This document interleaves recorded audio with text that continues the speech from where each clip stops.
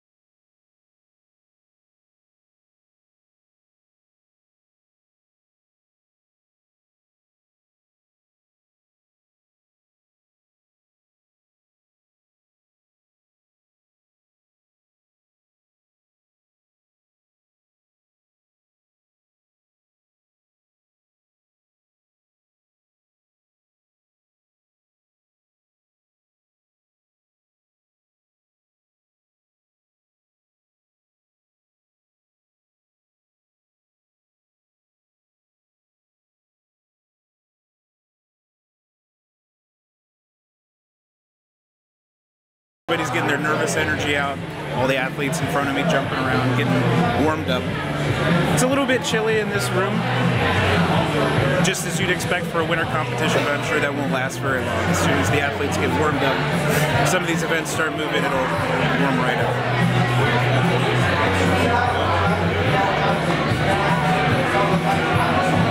We've got about 50 athletes here today.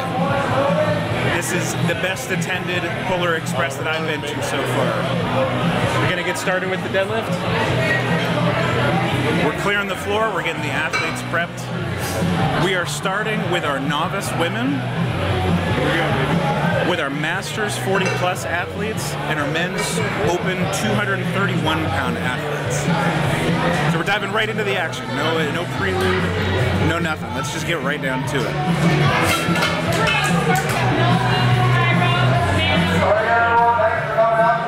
You might hear in the background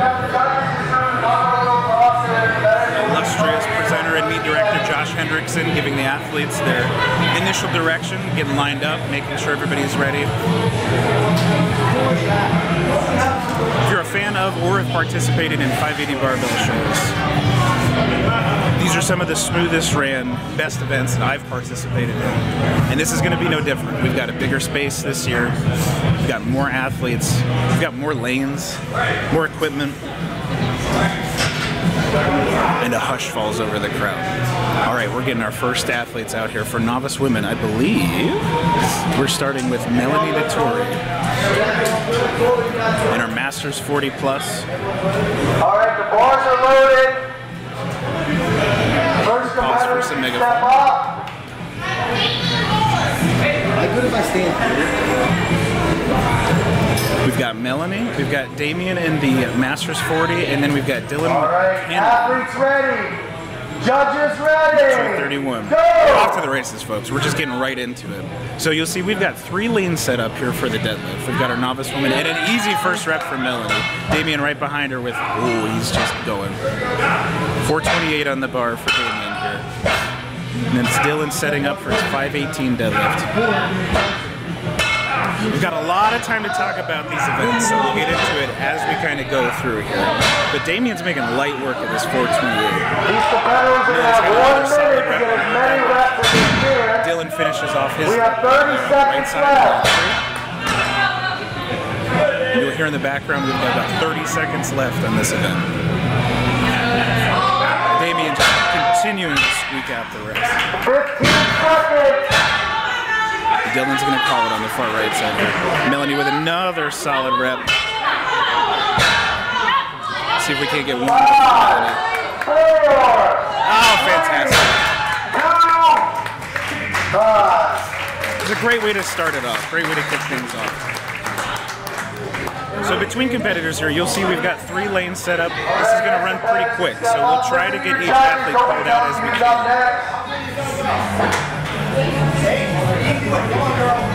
As a reminder, this is a max reps with an axle deadlift bar. So for those of you that are at home, this might be familiar with a deadlift. It's a pretty standard lift. You're picking a weight from the floor. Go! The difference with the axle is it's a lot thicker, and it doesn't have any bend that a traditional deadlift bar does. So this is a very static and unforgiving lift. You'll see Kyra Brooks stepping into the novice women's. Oh, just making light work of the 248 deadlift. Dennis in the Masters 40. This Masters 40 plus group is going to be fun to watch. He's just repping it. He's making it look like RDLs over there. Justin close if you take a peek over to lane 3. Looks like he's getting set up for 518.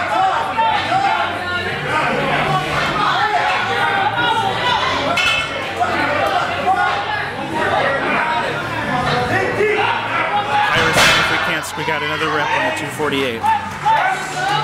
Oh, way to finish it. Fantastic. We got 10 seconds. Maybe we can get one more from Kyra and Justin here on both sides. Ah, Justin breaks it off the ground but can't quite finish it. Great showing. So between competitors, we'll get into a little bit why this is maybe a bit more challenging than your conventional deadlift. Competitors are allowed to use straps, so grip is going to be less of an event as maybe with a traditional powerlifting competition. We're going through some weight changes to get the next athletes ready to go here. So like I said, the axle bar itself is much thicker than a regular barbell. So if you're doing it without straps, it's a little tricky to get your arms around. So you'll see folks, let's look at the far left side of Manito back here. He's getting her figure 8 straps wrapped around the deadlift bar.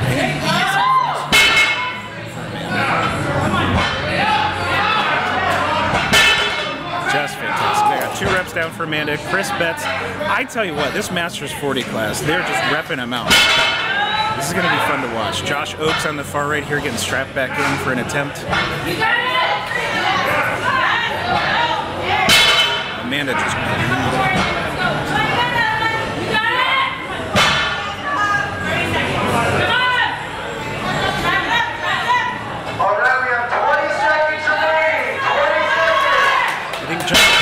may have called it on the far right.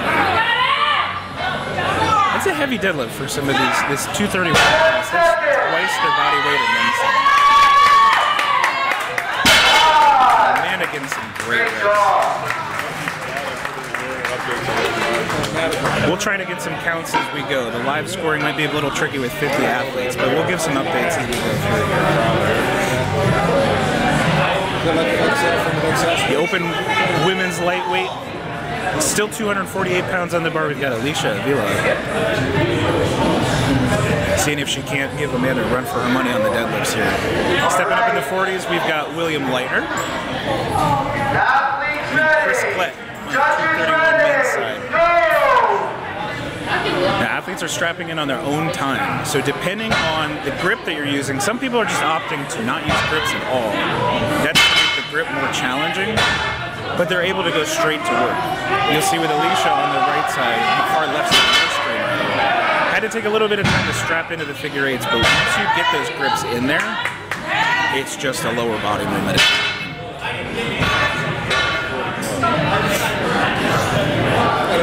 Chris resetting. The 231 class, 518 is no joke for this men's open division here. Alicia, I think we're going to call it. And Williams maybe going back for another rep or 2 in the middle here. We have 15 seconds remaining. Chris looks like he's maybe cramping up just a little bit, so I think we're going to play safe. William going for another rep, can't quite do it. So great showing continued. Folks, just as a reminder, as we're starting off here, this is Polar Express 3. It's the 3rd time 580 Barbell is putting on, we'll call it the annual Christmas show at this point, our holiday celebration of strength. This year might look a little bit different. We are at Aurelius Athletics in Aliquippa, Pennsylvania. A little bit down the road from the gym, but a little bit more space to set our cameras up, have our ladies, give our athletes a little bit more room to breathe and prepare. Moving on to our team men on the far left side here. We've got the bar ready for when it's time. We've got Eli Crown over in the Masters group here with 428. John Bresnock in the 231s.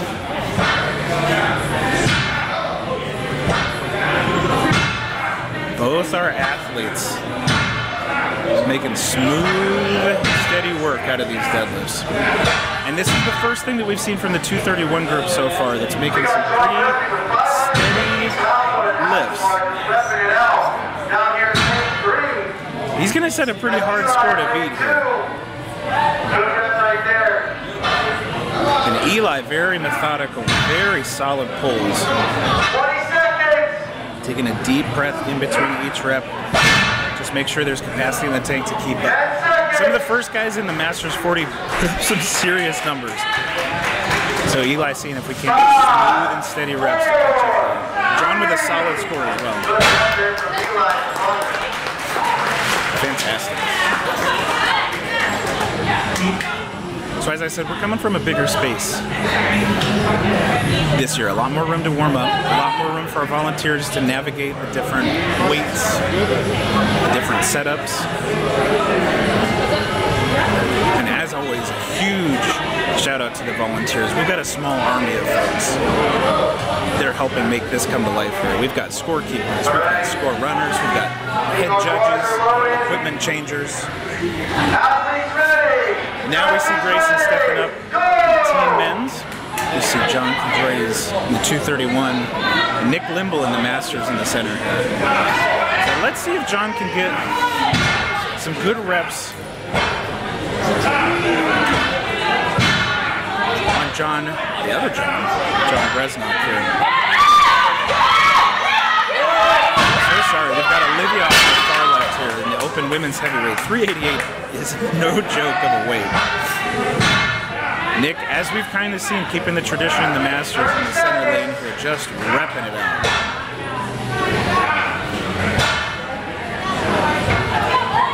So we've got the screen caption on the far left. Olivia Nestor going for a 388 pull. 15 seconds. We got Nick Limble repping this thing out. Breaks it off the ground. That's a heavy weight. I'll tell you what. We've got our next athletes coming up here. Folks, you'll see every time that we have these broadcasts, so fortunate to have a production partner here that's stepping it up each time. You'll see we're getting nameplates, we're getting classes and weights put up on the stream. We're trying to level it up each time. So now stepping up to the men's 231 to, I believe, round out the open men's middleweight class here. We've got Anthony Tesaro stepping up for 518. Got Luke Gull in the open men's middleweight in the 200 minus.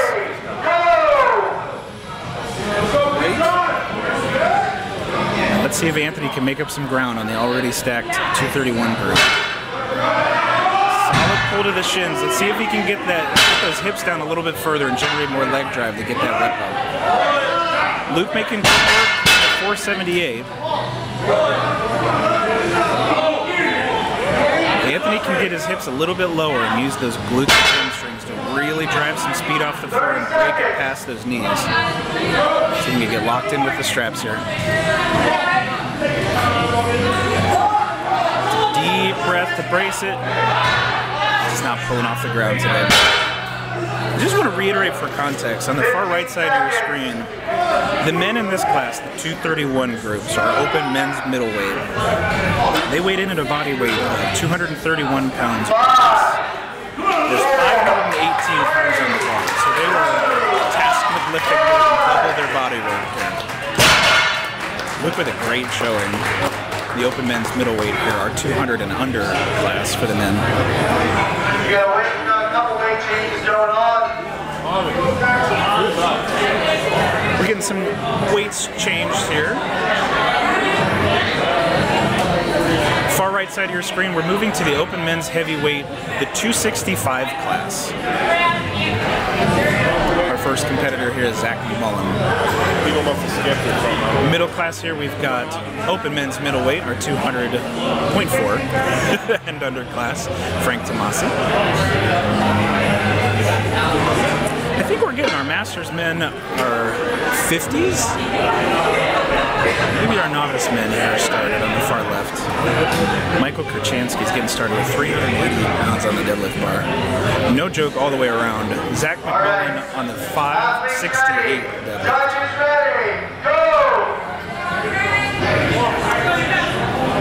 So let's see how this group of men starts to. Oh, and a first left just grooving. One for Frank. Zach making steady work with the 568 for a good rep on the far right side here.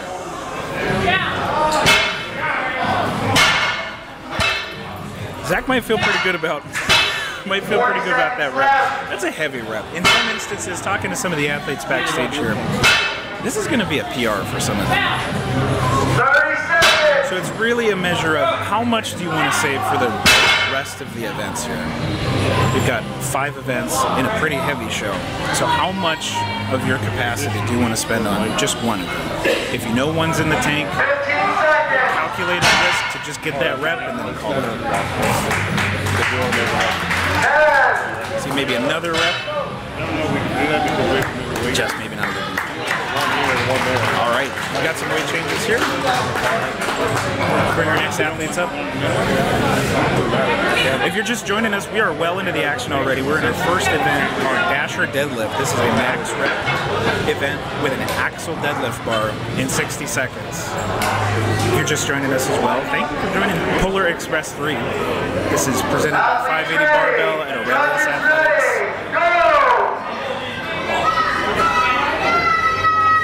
You'll see we've got 3 new athletes up to the bars here. Brad on your left hand and the novice men getting light work of the 388 deadlift.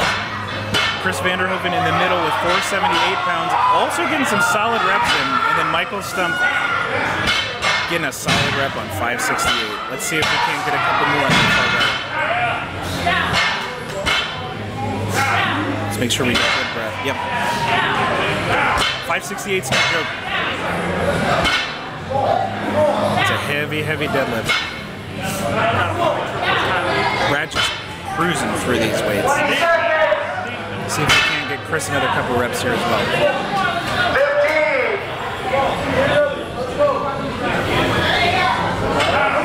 Come on! 5! Squeeze another couple out as Chris. Fantastic showing in the 200 class. This is another example of the weight on the bar is 478 pounds. These athletes weighed in under 200. Double their body weight. Multiple reps. Not as easy thing to do for 1 rep, much less. We'll get to double digits. Athletes ready! Judges ready! Go! Got our next group of athletes here for the novice men. We see Anthony, I believe Time. That's how you pronounce it. We've got Chris Marcy, if you look there. Matt Papenchek in the center for our open men's middleweight, and then James Brady squeaking out some reps with the crop top there on the far right.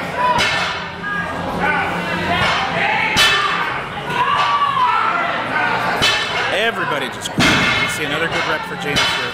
Now James, with that second rep, pretty sure he's taking the lead for this group, if not tied for it. We'll check the scorecard after. But this is one of the benefits for this competition. The order of the athletes is who signed up first goes last. So in this instance, James Brady was the first person to sign up for his class. So he has the benefit of seeing what everybody else does in his class before he goes. So he knows the target to shoot. There's arguments to be made of, is it better to know so you have something to shoot for? Is it better to not know so you just have to go all out? A lot of strategy that goes into these competitions, more so than you might think. In this instance, if James had maybe 5 reps in the tank but only needed to use 2, that's huge in terms of his overall capacity. He didn't have to burn that energy. So for the next couple events, he's a little bit more fresh. We've got our next athlete stepping up here. Charles Goggins representing the novice men's class. We've got Ziad in the open men's middleweight, the 200 class in the center here. And then Dylan Schmidt, we're moving on to our open men's super heavyweights on the far right. 608 pounds on the bar. Judges ready! Go! Let's see how our gentlemen fare with these weights. Dylan just making a joke out of 608. Wow. Getting a solid rep out of Charles there on the far left. Ziad's making great work of his weight as well. Dylan is setting a score to beat.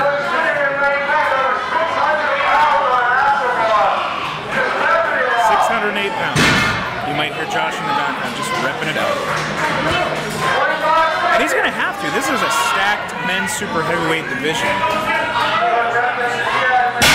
Dylan, a great strongman competitor from the area. We've seen him in a bunch of different shows. Ziad with a great score on the men's middleweight here in the center. The men's super heavyweight class is no joke this time around. We've got some high-level competitors. We've got high-level competitors all over the place. But you're going to see pretty shortly that this is going to be a class to watch. Speaking of class to watch, we've got Joe Scrim. Traditionally, at least from what I've seen, Joe has competed in the 275 class or the 265 class. Joe's stepping up to take a little bit of a bigger challenge here. Well equipped to do it. He's multiple national event participator, has done very well in past events. Let's watch how quick 608's moves for Joe. And just a weight that looks like a feather. Tom making his reps look great too on the left side of your screen here, Masters 50 plus. We've got a scrap on our hands. And Joe slips out of his grip here. See if he can get strapped back in and kind of focus back up. That'll throw you off if you're mid lift. See if you can get back into rhythm. He's already got a solid score, so let's see if we can add that a little bit. Got to make sure he comes down fully to the floor. You'll see it just barely kissing the floor. Got to make sure he hits the bottom of the floor there. Just a fantastic showing. Probably going to call it great. Great showing from Tom and Joe.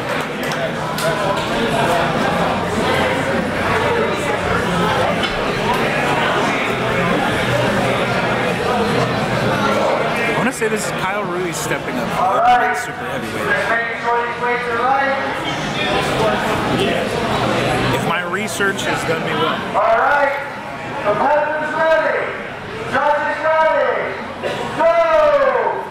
We're going to see some competition here. So both athletes choosing to use a standard strap. So what that means is they have to loop it around the bar and grip it with the friction between their hands and the bar. Kyle just...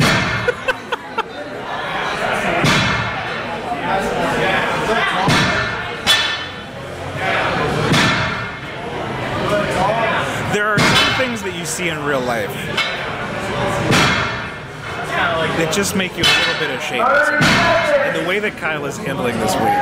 This is 608 pounds on an axle deadlift bar. There's no weight in this bar.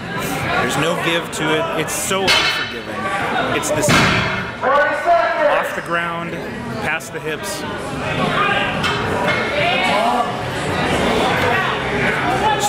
Starting to slow down a little bit, but just making a fool out of this bar for the first time. See if Kyle can knock this next one out. Got a good one from Kyle. Oh boy. Men's super heavyweight's going to be a show today.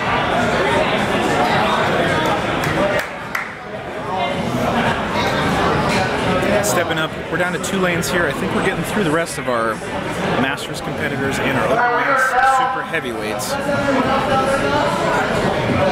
You got Jerry Howison on the left side of your screen in the Masters 50 plus class with 380 pounds. Jerry, fresh off competition at official strongman games, not but a week or so ago at this point. Making light work at 388. Let's see Joey Conley, how he handles 602.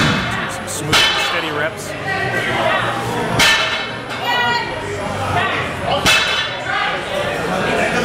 Joey's looking like he's got a strong pull. So this is going to be the question for Joey. Does he want to shoot to tie one of the other competitors who made multiple reps on this? Or does he want to maybe save the energy for the next race if something suits him maybe better?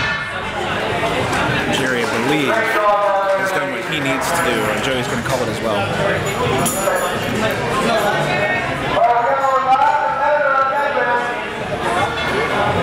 Folks, it's been 20 minutes. We're already at our last deadlift here. We're not messing around this year. We want to give the athletes the best experience they can possibly have. If you're an athlete, you don't want to be waiting around between events. Your body starts to get cold, your muscles start to cramp up. You want to keep moving. So the goal here is to get through things pretty quick. Now we're on to our team men. Grayson Licker, 388 pounds on the bar. As a teenager, lifting 388 pounds.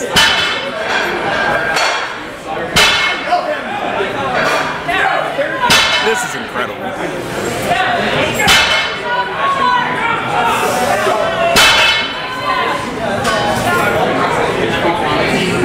What was I doing at a teenager age not lifting 388 pounds? I'll tell you that right now.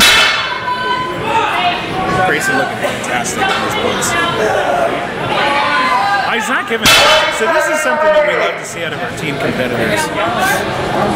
The great thing about competition in general is it really pushes you to see what you actually accomplish. Look at the effort. You don't get that in the gym. That's the only time you can see someone like that is on a competition floor. Grayson's going for another one. Oh my goodness. Oh, what a better way to end. Fantastic. Oh man. So we're already through our first event here, the Dasher Deadlift. We're going to get things rejiggered a little bit on the floor. After our Dasher Deadlift that you just saw here, I believe we're heading to our heaviest present down the chimney. So we'll show you in a little bit here. We'll move the cameras into position here. This is a block over bar for a max weight. So what you're going to see from some of these folks is a Mauser block. Viking press is next. I'm so sorry. We're going in a different order. We've got Viking press next, the Yuletide press. So we'll get some images pretty soon after the cameras are all moved around. The Viking press is a pressing implement that it's kind of a lever situation where you've got weights in front of you. You might be able to see it come into the screen here, and we'll cut to it in a little bit here. But we'll get everything set up in position. Our Viking press is going to be another max reps in a minute event. So we've seen how our athletes can do in a deadlifting test. We're going to see how they do in a pressing test. And one that we don't see a lot. Viking press is one of my favorite events, just because it is so reliant on shoulder power. Viking presses are not always the most stable things to work with in the world. So if you don't have the shoulder stabilizers, if your triceps aren't in good shape, it's going to expose it pretty quick. So if you're just joining us, we're already an event in. We're half an hour through so far. We're coming at you from Aurelius Athletics in Aliquippa, Pennsylvania. This is Puller Express 3, our third year of doing this show, presented by 580 Barbell, the great folks over there at that gym. I'm Sean Fuller, broadcasting here live, already a half an hour in. Last couple times I've broadcasted, people are like, who the heck is this guy? I'm also a strongman competitor. I'm lucky enough to be commentating a couple times here. The first one we did is Puller Express 2. I'm also a strongman competitor, as I said. I've had experience in the open class and the 265 class newly at various levels. I'm very excited to be bringing you the third installment of Puller Express.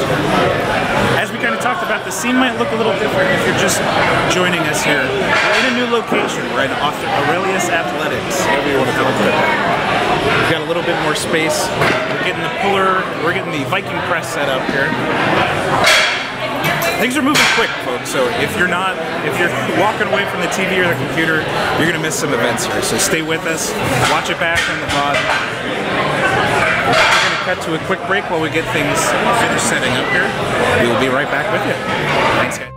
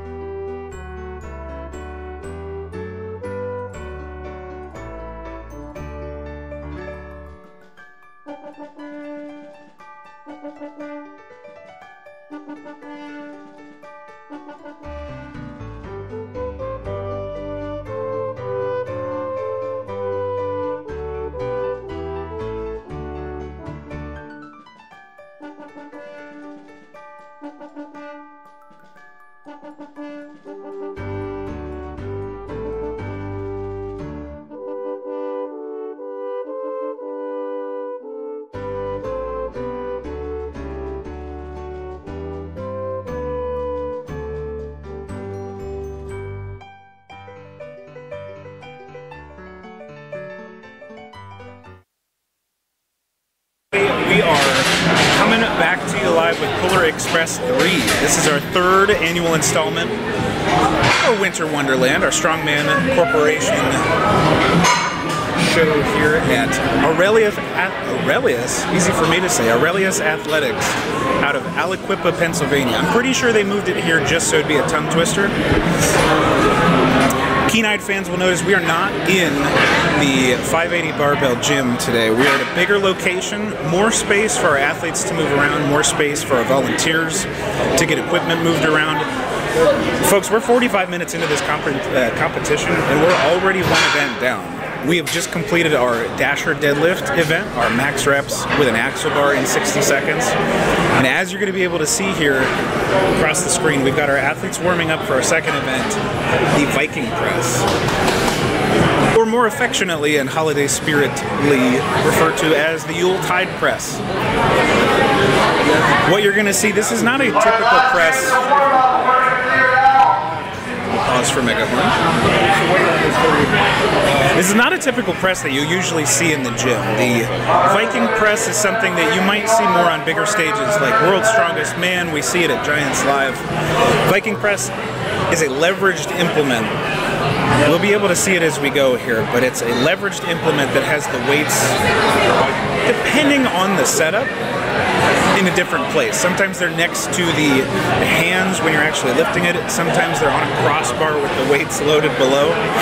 Getting some great looks from the volunteers around the stage. And this is one that really tests stability, capacity, pure shoulder strength. You can go at it a lot of different ways. So what you're trying to do is get the most amount of presses. A successful press is fully locked out, your arms are extended, there's no more dip in your elbows unless you have some kind of biomechanical limitation that means you can't stretch it all the way out. You're going to start with your hands on the implement. The athletes are going to face away from the implement, so they'll be staring straight forward at the crowd. You can press any way that you want to. So this is where it gets a little tricky because Viking press, it responds differently to different types of pressing. As a press fan myself, you've got a strict press, which is potentially the quickest way to do it. However, it's the most exhausting because it's purely strain on your shoulders, your triceps. Since this is a test for reps, you won't see a lot of athletes probably opting to strict press. Going up in the scale of, we won't call it difficulty, but we'll call it maybe technical proficiency. You've got a push press available to you in which you dip your knees slightly, you kind of load your legs up like springs to generate power from the legs, and then drive that power upwards through your arms to complete the press. What you'll see is a lot of athletes opting for this, I would bet you, because it really limits the amount of motion and flex in the implement itself. Ideally, you're moving on a 2-axis plane where you're just dipping down and then pressing up. That's going to be your push press. You're also going to see a push jerk, potentially. A push jerk is when you dip once to load it up, you press out, and then you re-dip to catch the actual implement lower than when you started, then you lock it out of stance. You won't see a lot of that probably, but I'll call it out.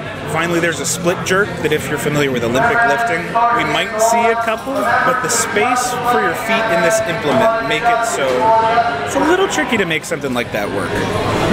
So we've got our first couple athletes here. We've got 2 implements for the Yuletide press. We're starting with our novice women's division. We've got 50 pounds loaded from Melanie DeTore. And then in our open men's middleweight, we've got 180 pounds loaded for Luke Beltway. Melanie making a good rep happen, and Luke locking out one as well. So folks, the weight on the screen is deceiving. 180 pounds, it's not an insane press weight on the package, if you will. But when it's loaded like this, you see how the weight's not only behind you, but it's in kind of an arc. You see this lever is loaded in such a way that you really have to fight to stabilize it. Melanie closing out another good rep here. 40 seconds. We'll get into it as we go. But the tricky part about this is in a typical press, the bar is loaded on your chest or your sternum. So you've got most of the weight pretty close to your body. It's pretty easy to control. Melanie making another rep happen. Luke, can he grab it? Can he lock it out? Fantastic.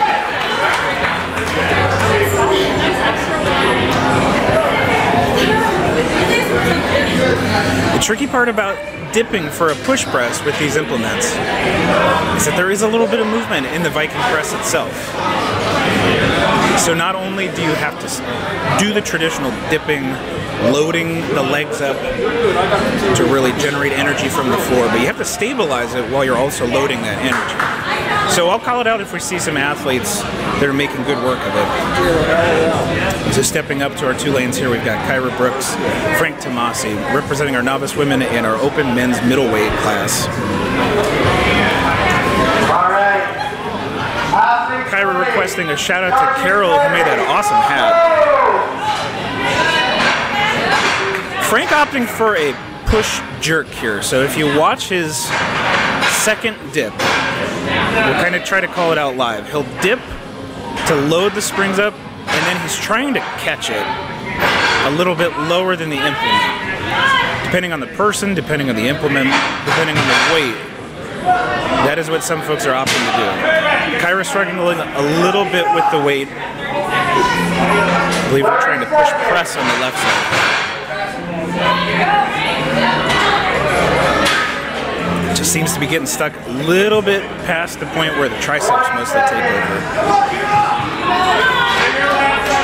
And this is what you'll see people are trying to do with the push press. They're trying to load up their legs to generate enough force to cut. There, you saw it right there. Fantastic. You see them load the legs up as Carol's hat falls. You see them load the legs up to try and generate enough force to drive it off and past that sticking point, so they just have to lock their arms out to finish out the rep. A lot of technique that goes into pressing. It's one of the more difficult things. Made more difficult with an implement like this. I believe we're going under a height change on the left side. We've got Amanda Toback stepping up, representing our open women's lightweight class, the 140 and under. Already got the scores posted on our Iron Podium website here, so if you want to see how the deadlifts go to ironpodium.com and navigate to, just in the search bar, Polar Express 3. It should pop up pretty quick. If you scroll to the very bottom of the screen, you can see the scoreboard that is already updated. Our great volunteers and our scorekeepers, our score runners, our score input folks. Amanda's stepping up for 70 pounds under the belt. Chris Vanderhoven on the right side with 180. Amanda opting for the double dip as well, making it quick work of it. She's able to catch it on the bottom here, and that just goes to show we know Amanda's a very good technical presser. So the fact that it's shaking so much, it just goes to show how much more difficult this event is made by the instability of the implement itself. Squeaking out some great reps here. Let's see if she can't take her breath. Let's see if Chris gets some reps here too. 180 pounds is proving incredibly heavy. Amanda getting some good reps. We've got 20 seconds left in the event. I think we might be able to get another rep out of her. Chris really loading up for a big press here. Just getting stuck at that midway point. A great showing from Amanda on those reps.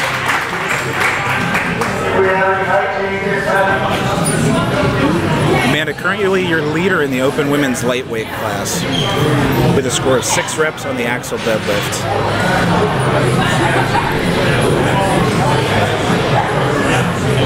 Got her competitor Alicia stepping up here for the 70-pound Yuletide press. Matt Papenchek on the right, making some adjustments to the height. Another thing to take account is if there weren't enough. Another thing to take account with the Viking press. You have to have it set at the right height so when you go to dip for the push press, the bottom of the implement isn't banging into the floor. That'll completely throw you off. It'll change the mechanics of the lift. Now Alicia's just going to blast press it up, which means she's starting from the ground, jerking to stabilize. Matt's making quick work of the 180. Getting a little bit of bend in the knee and just repping it out. Matt's looking great. Let's see if Alicia can get under it and a little bit more stable.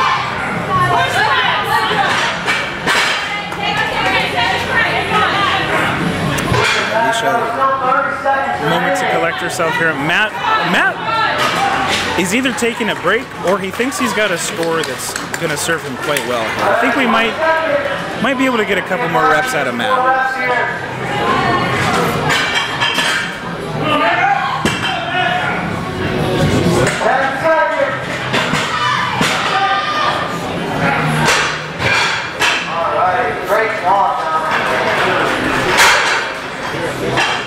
Great score from both our competitors.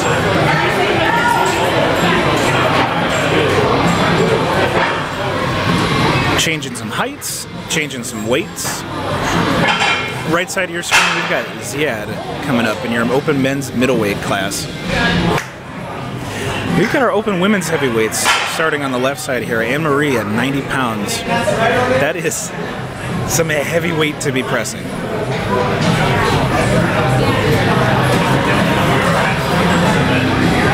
Great job.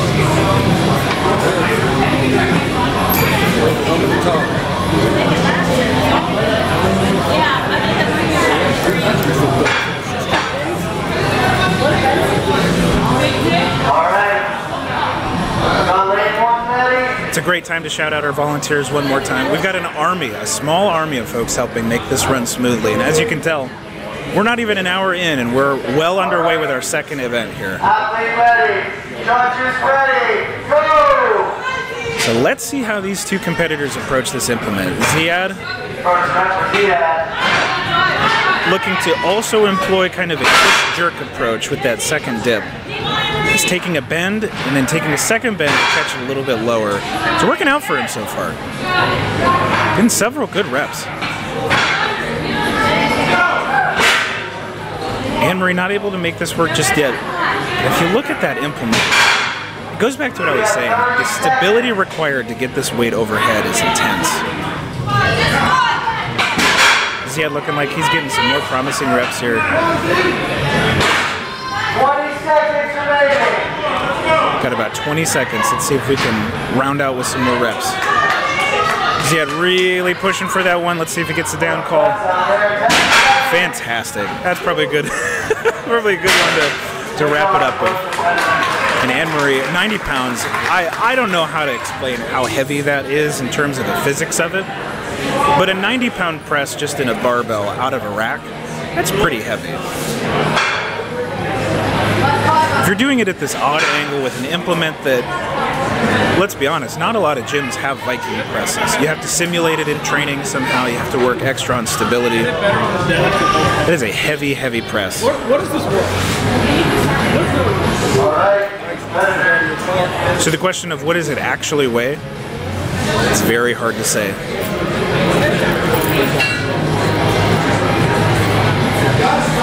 I'm sure we've got folks on the Strongman side. We've got a lot of incredibly intelligent mathematicians, physicists in the community that could tell you probably to the pound what it feels like in the hands.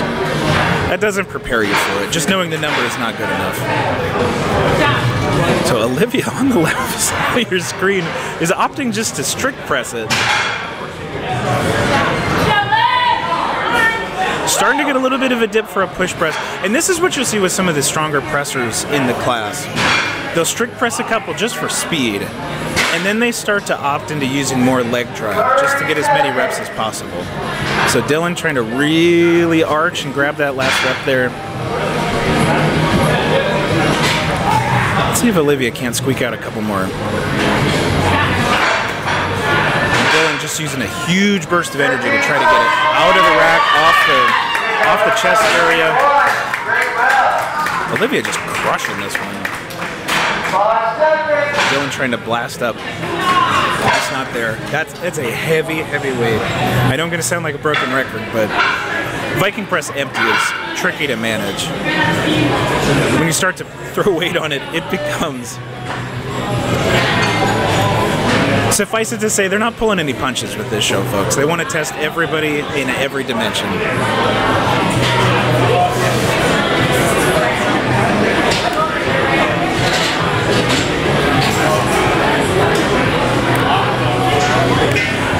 Getting our height changes, getting our weights changed.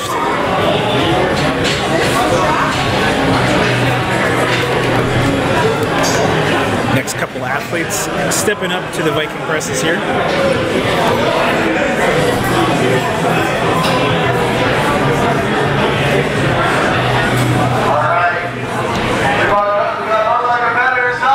We got Ethan on our left side and Justin on our right, representing our novice men and our open men's middleweight classes.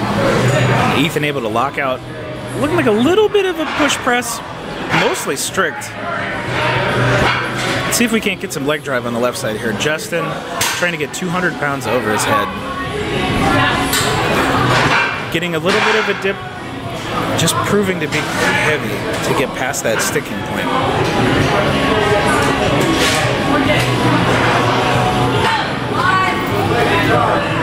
Ethan able to get it past the point. His triceps really need to take over a bit more. I think Justin's going to call it a day on this one. 40 seconds remaining.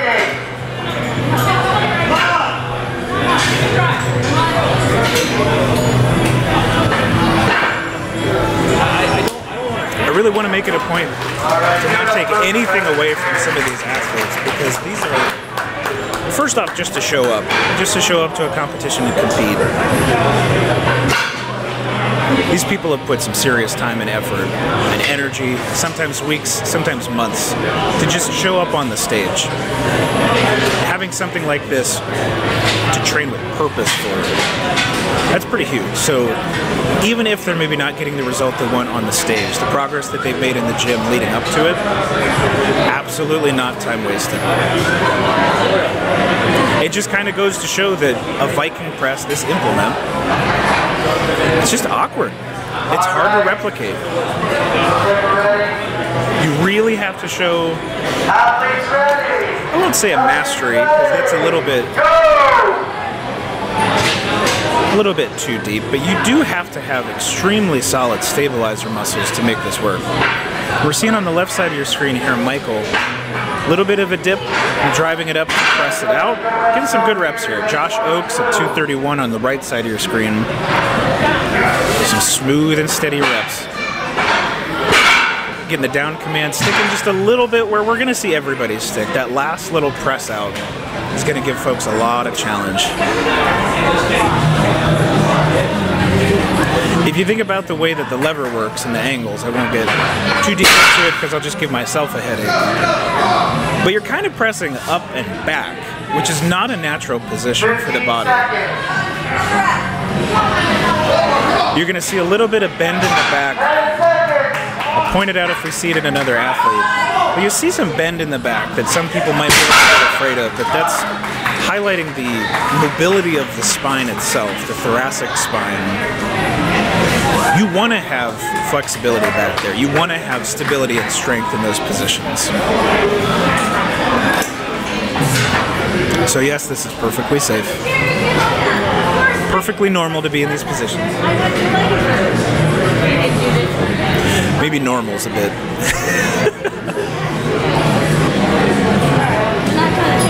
A bit different of a word, considering this is a strongman competition.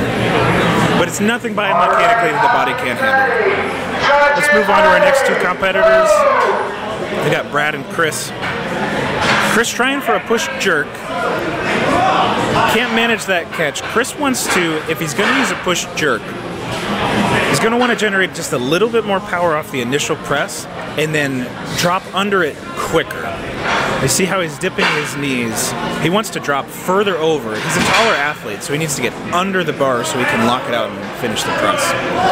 Brad on your left side here, kind of taking like a blast press approach, which is where you start a push press, but you just finish it straight through. If you're a CrossFit fan or just a spectator, I'm sure you're aware of what a thruster is. It's a similar biomechanic movement where the force curve of it's pretty straight through after you bend the knees. Maybe just not moving for these athletes. Again, I want to emphasize how hard Viking press is.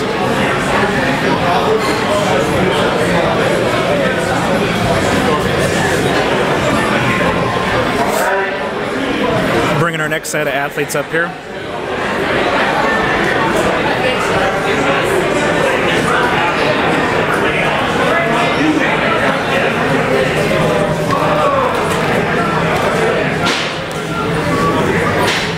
Got Anthony and then John, making sure they've got the right height set. This is extremely important. As I said at the top, if it's too low and you are a push press style presser, if the implement is set too low, when you go to start your initial dip, if the implement comes in contact with the floor, that'll throw you all off.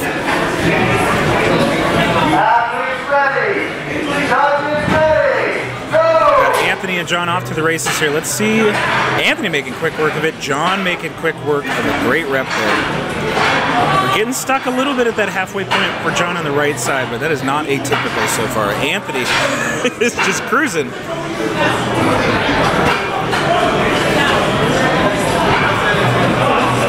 This is just a rep. This is just cardio for Anthony now. Now, if John wants to get these reps, he's going to want to bend back just a little bit more, generate more power from the dip. And frankly, just grit his teeth and push through it. This is an implement that responds well to controlled aggression. So you can't just use explosive power to pop it up, because if you shake it in a different direction, it might get wobbly.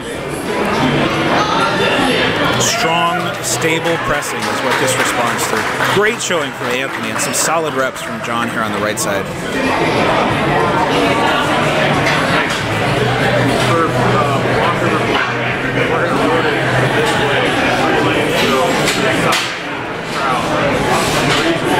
Loaded on one side, we're going to have to back. It's going to work well for I'll do it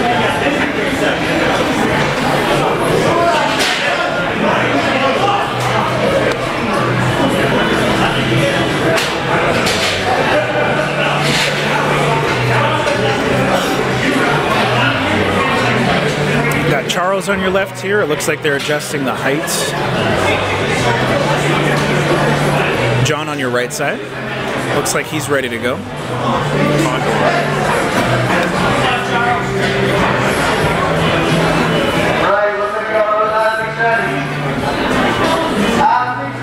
Let's see what Charles and John can put on for us here. John's got it stood up. Charles able to squeak out a rep here on the left side.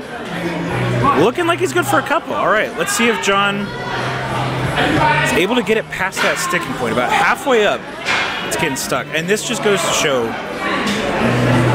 we know John's a good presser, but this implement is unforgiving. You see how it's shaking back and forth towards him? That instability can really throw your muscles off. John is not feeling it. 30 seconds. Charles, let's see if we can get another couple reps from him.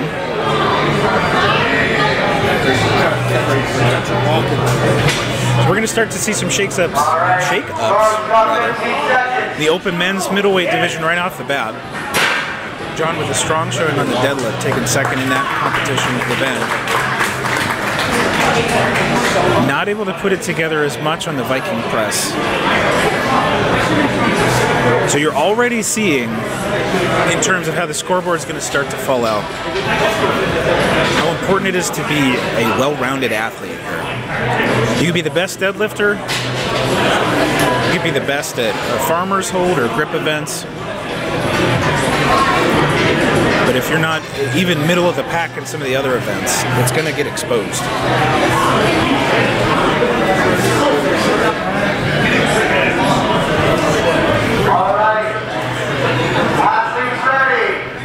All of this with a heavy caveat that this Viking press is just eating people's lunches.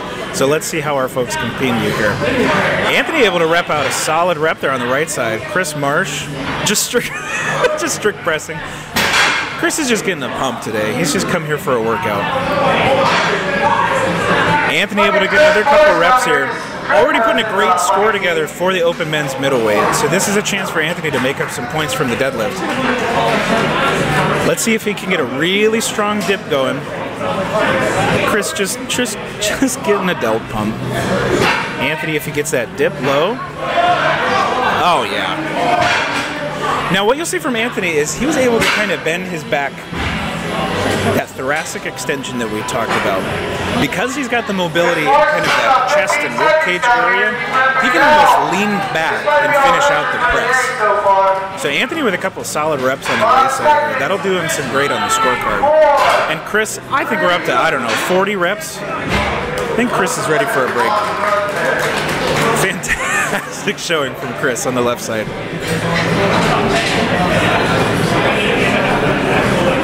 That's what I needed.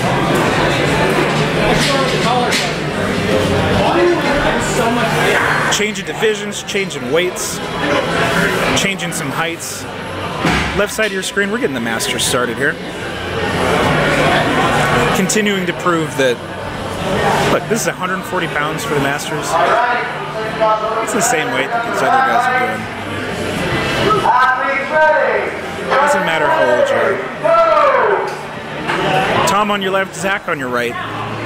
Tom also just making quick work of the Viking press. Let's see Zach representing our open men's heavyweight, the 265ers. Awesome. able to squeak it out. So we're seeing the same thing with Zach.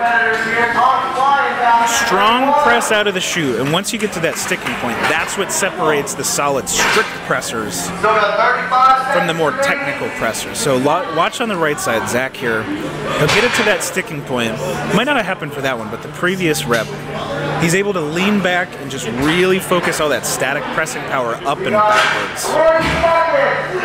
So Tom's putting up a hard score to beat. Let's see if Zach can gather himself here. Just not getting past that sticking point, but a really solid rep to start with from Zach. And Tom just out for a stroll. Fantastic. Great showing from Tom.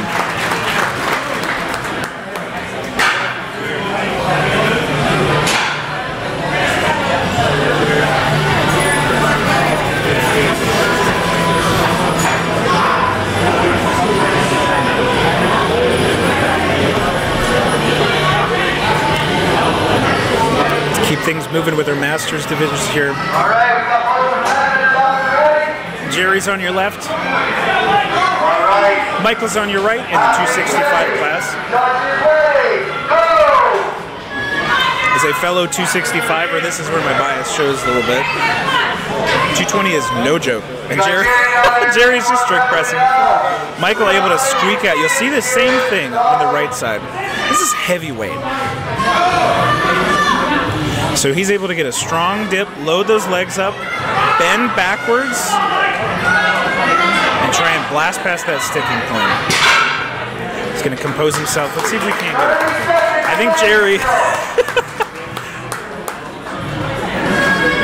Jerry just dominating that press.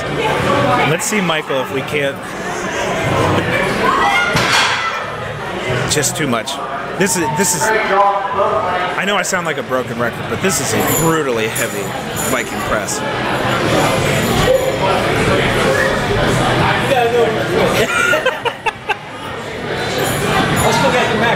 I was back.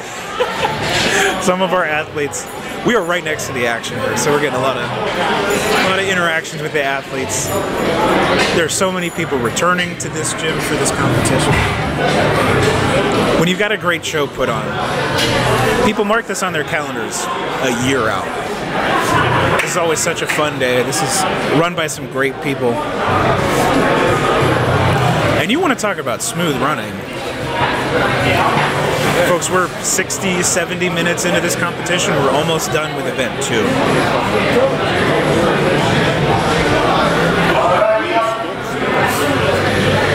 Stepping up on our Masters on the left side is Damian Hollis. James Brady on your right. Let's see if Brady can get... Oh, he's just going to strict press it. All right. Okay. Brady not making a lot of friends in his group right now. And is he calling it? Wow. We got Damian knocking out a bunch of reps down here in lane 1. Damian doing the same thing, just cruising through. He's got plenty of time to put a big score up. So what you're seeing with Damian's a really solid technique. He's doing the initial dip, you can see here. Get into a good position. Maybe he'll give himself a second. As he throws it up, he leans his chest back to finish the press. Almost kind of like an incline bench press, but with a neutral grip. It's really putting yourself in an advantageous position for your upper pecs and your chest to get more involved with it. Really solid technique from Damian. And Brady just breaking some hearts in his class with strict pressing a couple reps, calling it a day, maybe 15 seconds into it. You go back to competition strategy. That's what you're able to do sometimes. If you're one of the earlier signups, you know what you need to do to win. In this instance, Brady's got 2 other guys in his class, so he knows the number to beat. He's able to just get a couple reps and then call it, save his energy for the next ones. Continuing with our Masters men on the left, you got Dennis, who's just strict pressing it. This This is absurd. You've got Dylan Schmidt on the right side and your open men's super heavyweight. Dennis is just here for the pump. Dylan trying to get under it just a little bit more. I think Dennis is just going to stay here the rest of the day. Look at this. Dylan right at the sticking point, not able to finish that rep out. So close. 20 seconds still. Dennis wants more. And Dylan gonna call it. This is, guys, this is such a heavy implement. It's got 230 pounds loaded basically at its foot level.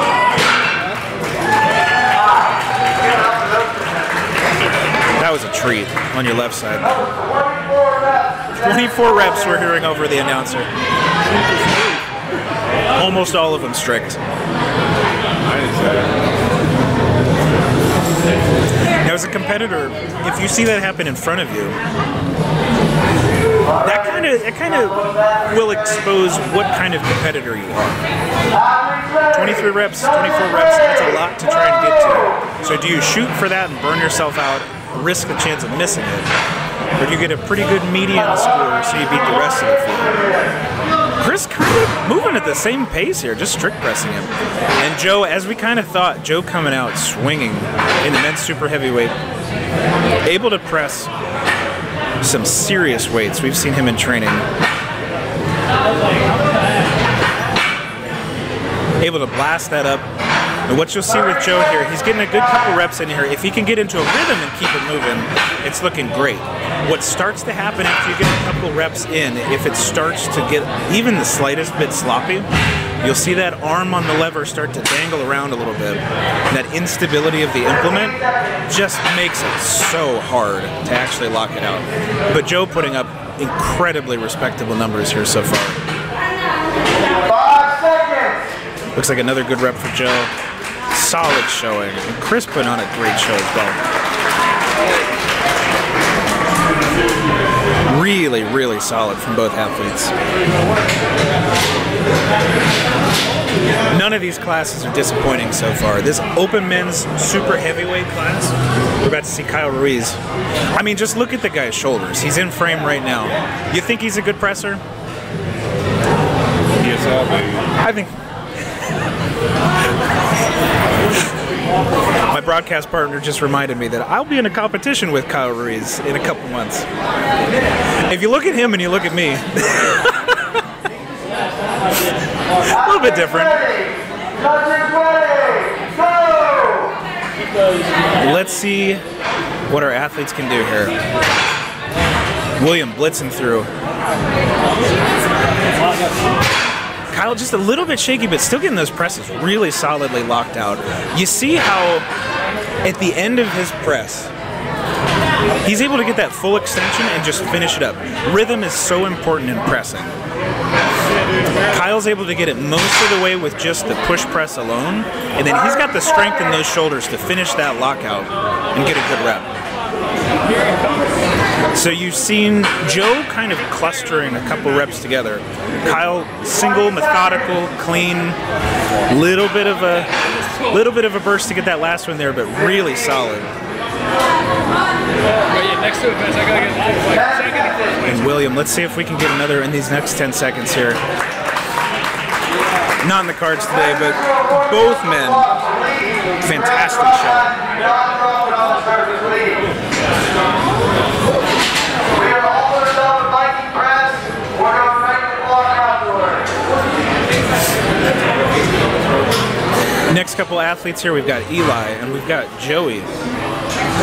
Eli representing your Masters men, Joey representing the just stacked open men's super heavyweight class.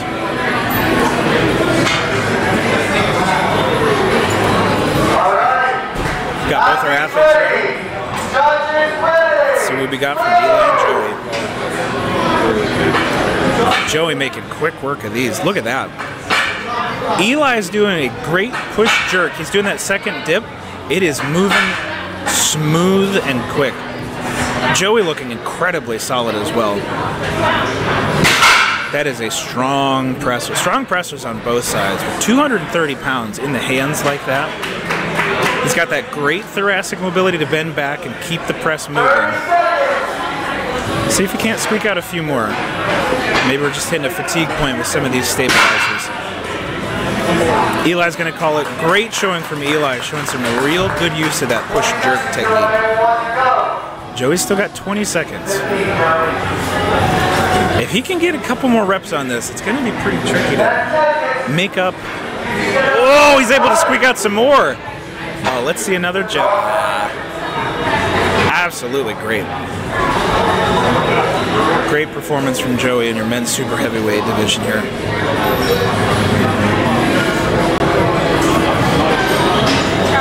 Just a solid showing all around.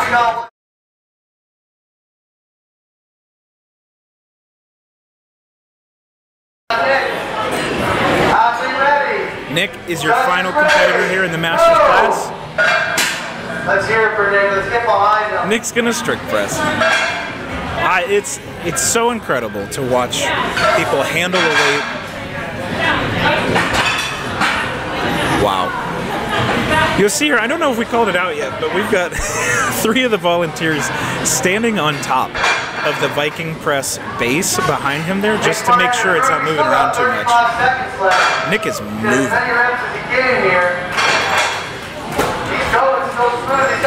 I really like some of these events because this is a really good opportunity to show the max strength output that athletes can put out, but also their overall work capacity.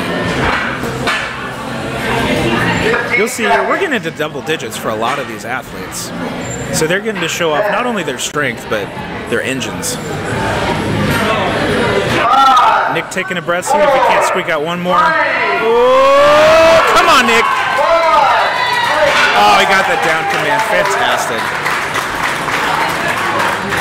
Just a great way to end it. Same thing as our deadlifts. Fantastic. I think we got one more competitor from the sounds of it. We've got, oh, who could forget? Who could forget? We've got our teen men's competitor here, Grayson. And again, not to put Grayson on the spot, but he's our only teen competitor. He's the last one to go here. So Grayson, our only teen competitor. If you're just joining us, make sure when the video pops up, you go back and watch Grayson's deadlift. Just a gutsy, absolute blast.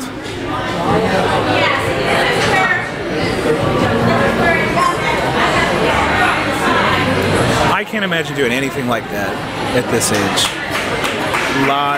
Lot of potential. Bright future if this is what Grayson wants to continue to do. all right, our last competitor. Sky's the limit. So let's see what Grayson can do from pressing. Pressing is one of those things that takes a little bit longer to develop, typically, in our athletes. So let's see if he's already got... Okay.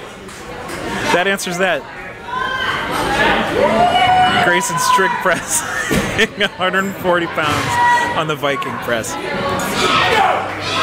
I tell you what, if you only tune in for the team here, you're getting your money's worth. The hard part about what Grayson's doing too, he's in a class by himself. So this is really him versus him. What can he put out on the competition floor? Oh, he's just cruising too. Incredible. Really decent technique too. He wants more. He's got a solid dip. Let's see if he's got more. Come on, Grayson. Oh, he wants even more. Oh, just not there. Wow. How do you beat that? That's 2 events in a row now that we've finished on such a high note. If you're just joining us, first off, you just missed 2 events. So go back on the VOD, watch it after we're all done here, or rewind. I'm pretty sure YouTube will do that. You're watching Polar Express 3. This is the 3rd installation of 580 Barbells Polar Express competition. Looks a little different this year. We are out of Aurelia Athletics in Aliquippa, Pennsylvania, and by the end of this stream, I'll be able to pronounce it properly. Maybe. I think money's still out on that. What we're doing right now, we our army of volunteers is making quick work of shifting the competition floor around. It's right in front of us here. We're moving from our second event, the Viking press that you just saw, into our max block over bar. So we're getting things moved around a little bit here. We're gonna get things pulled to the main stage. I believe we're gonna be running 2 or 3. It's looking like 3. 3, perfect. 3 lanes of implements here. And the max block over bar. This is an event that you probably haven't seen a ton. Even if you're a Strongman fan, typically what you'll see with a block is a block press. It's a Mauser block, which the Mausers down in West Virginia have unfortunately blessed us with this piece of equipment. It is a metal box that you can load up, for lack of a better way of saying it. It's a brutal, concentrated mass of weight. It's just in a slick, sharp rectangle. And what our athletes are going to do today is they're going to pick it up from the ground, they're going to load it over a yoke centerpiece bar, and they're going to drop it nicely on the pads behind it, or aggressively, I guess we'll see. Should be able to start seeing coming up in the background here as we go to break. But this is an event that's going to tax every part of your body. We've already seen a max deadlift, we've seen a max press, so we've already hit the CNS, we've already hit the hamstrings, the glutes, the quads, the back. We just hit the shoulders, the triceps. We're 2 events in, and these athletes are feeling it.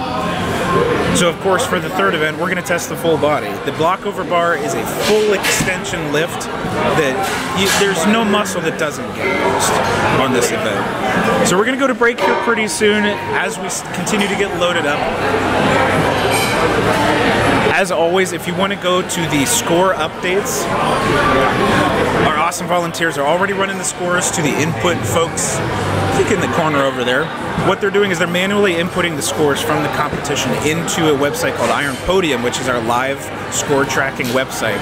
If you go to ironpodium.com and you search for Polar Express, Polar Express 3 should be the first thing that pops up here. But you'll be able to see those scores as they come in, so you don't have to wait too long. It's usually 10-15 minute turnaround. But you can see live how all of these athletes are doing. And it's shaking up to be a really contested show. Everybody that's done well in the deadlift, maybe not so well in the press. Everybody that's maybe struggled with the deadlift has been really solid pressing. So it's anybody's game in a lot of these categories right now. So I think we're going to take it to break in just a moment here. If you want to stick around, probably 10 minutes or so before we get the next event started. Enjoy the dulcet muted tones of our volunteers setting up the next event. We'll get into exactly what that's going to look like before we get started. But once again, this is Polar Express 3. I'm Sean Fuller. Lucky to be joining you from the commentary booth over here.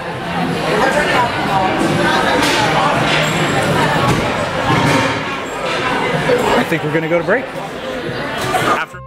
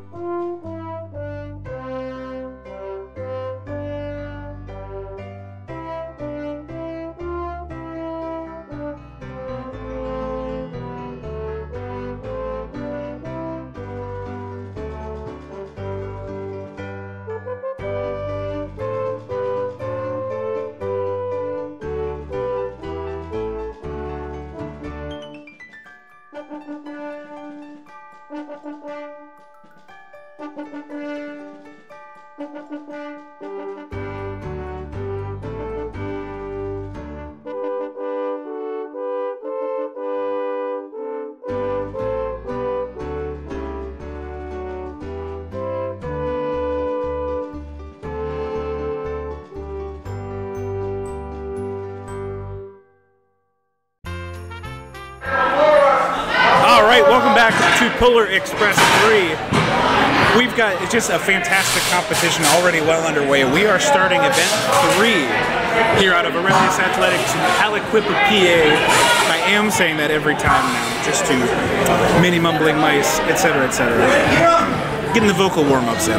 We are finishing the warm-up reps for our block over bar event. When I say block over bar, you'll kind of see it in frame here. Let's look at lane 3 if we've got that pulled up. Our athlete is bringing this metal box, for lack of a better way of saying it, up into his lap. He's got it squatted down. He's going to try to front squat it up over the bar, There we go. And load it onto those drop pads. That's the event. Long and short of it, it's that simple. Not that simple, obviously. All of these athletes are going to have 3 attempts to load the heaviest block that they can over the yoke crossbar. So this is one of those instances where it's going to slow down just a little bit, but weight selection and strategy is going to come huge into focus here.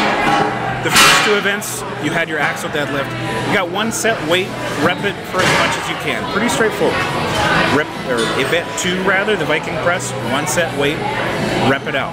Pretty straightforward. Not simple, pretty straightforward. This 3rd event's a little bit more of a chess match.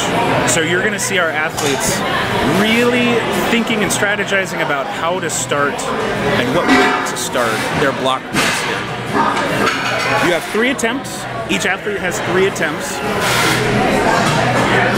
Where you can start, or the bare minimum of where you can start, is determined by your weight class. Here's the tricky part. If you miss a weight, you're done. This is where the strategy starts to really come into play. If you choose to open with a heavier weight than one of the other athletes, in the event of a tie, the points will be given to whoever opened heavy. So let's set up a little bit of a situation here. If athlete A, their heaviest block was 200 pounds, but their first attempt was 120 pounds. So they ended at 200, their first attempt was 120.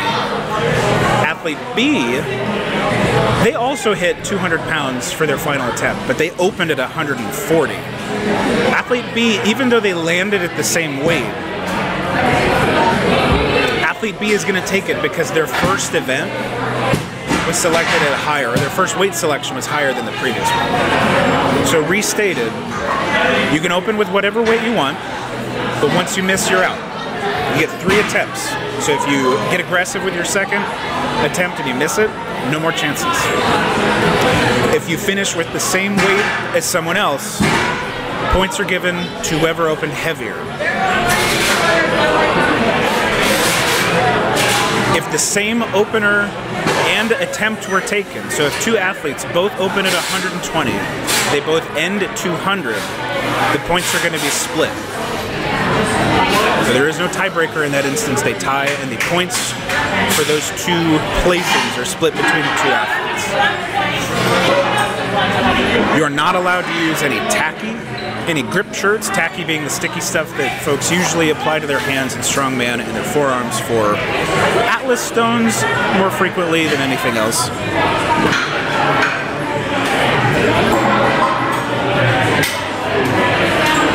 This is going to be a tricky one to call too, because there are going to be athletes going out of order. We are ascending the weight pretty steadily in the 3 lanes. So instead of going in athlete order, we're going in weight selection order here. So we're trying to get the weight cards, the placards in frame so we can see who's loading what.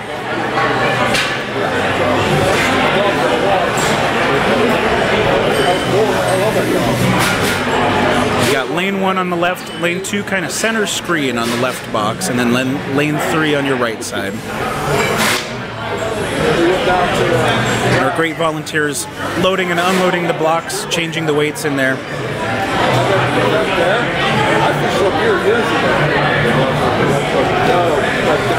We're going to see where we can land. We'll try to get information as we can, but as I said, instead of going in normal athlete order, this is going to be in weight selection order.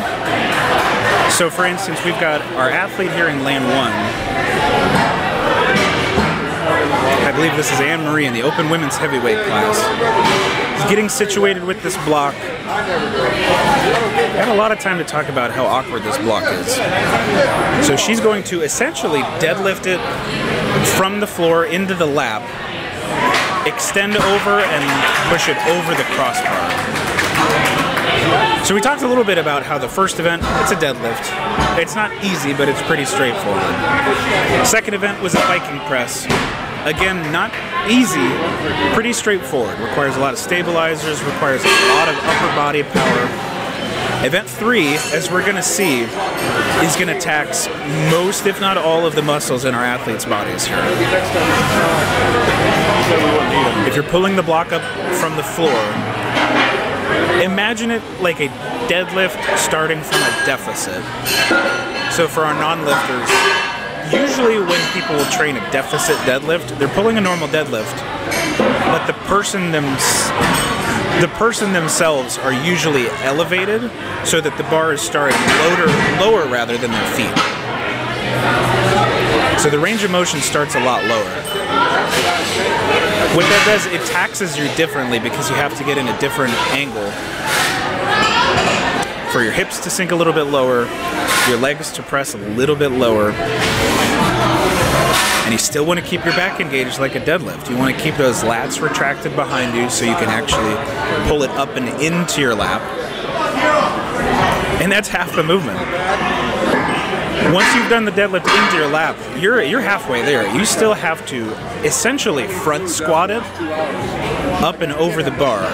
But a front squat, you're not doing the same amount of work. So let's watch our first athlete here get it up to the bar and over. Fantastic. I believe we've got Tyra Books put on a great show with that block on the left side there. And I will apologize again, folks. Data for this event is going to be pretty tricky to come by. We've got athletes coming from any direction, jumping in at the weights that they're selecting live. So being able to predictably or line up any information on the athletes going, I'll try to call them out as we see them. Unfortunately, I've gotten somewhat familiar with most of these athletes at this point. We miss them, I do apologize. However, we've got 3 lanes going. We're trying to keep the momentum of the competition moving here. Already up to 160 pounds in both of these blocks.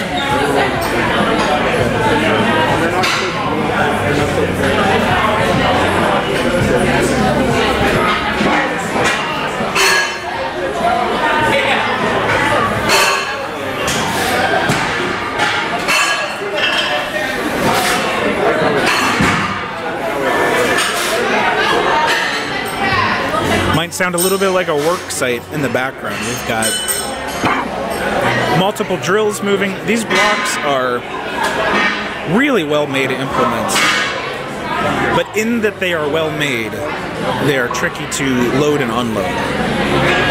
And less tricky and more time-consuming. There's 4 bolts that lock down each corner of the loadable side, we'll call it, of the block. We see Anne Marie again on lane 1. I believe that's 160, making easy work at that load. That is a heavy block. 160 pounds, that's coming close to body weight already for some of these folks in the leftmost lanes.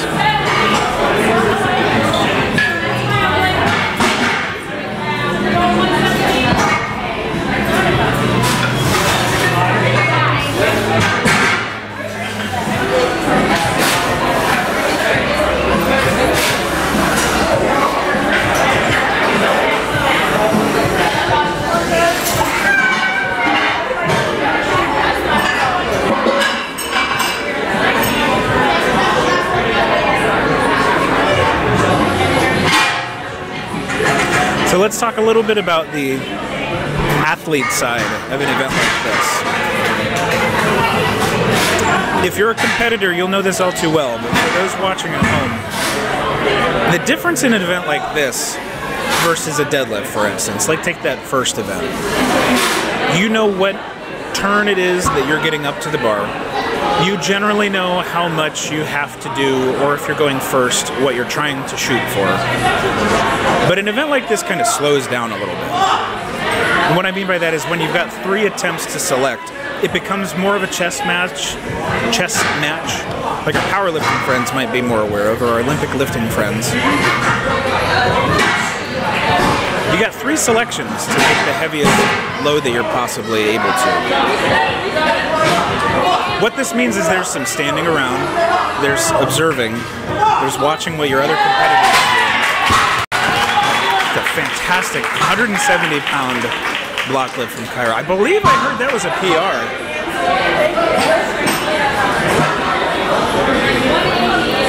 No big deal, just showing up on competition day and hitting a PR. You'll love to see it.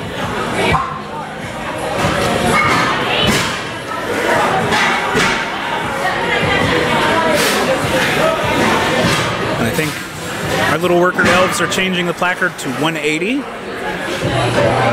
in our first lane here. Lane 2, a little tricky to see. Lane 3, we've got 260 in the block.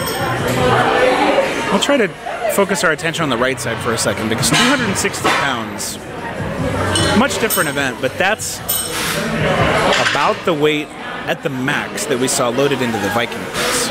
So that weight that they were kind of pushing overhead, the implement was loaded to that, kind of pushing over the head in the previous event. They are lifting from the ground in an odd, sharp metal box, loading it over the yoke.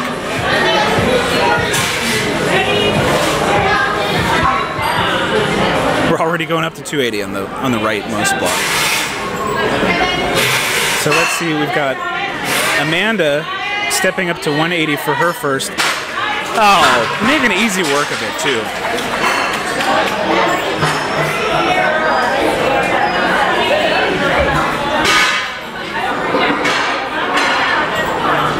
You love to see it. This, I won't lie folks, this is a little bit of a stressful event. If anybody in the strongman world has done any competition with a block, it is an unforgiving implement. It's very center mass. It can sometimes be awkwardly loaded. Let's see Alicia in lane 1 here. Alicia's got some strong core and explosiveness. So let's see if she can get it. Oh yeah, no problem.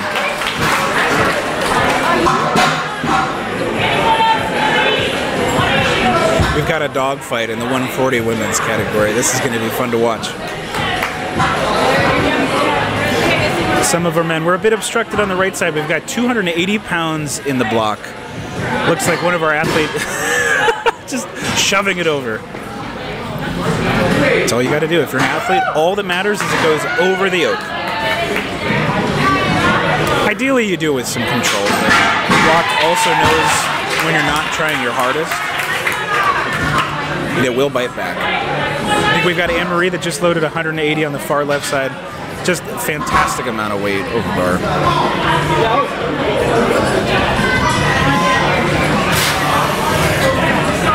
Our helper elves resetting the weight in the blocks here. Already up to 190 in this first lane. 280 in the far right lane.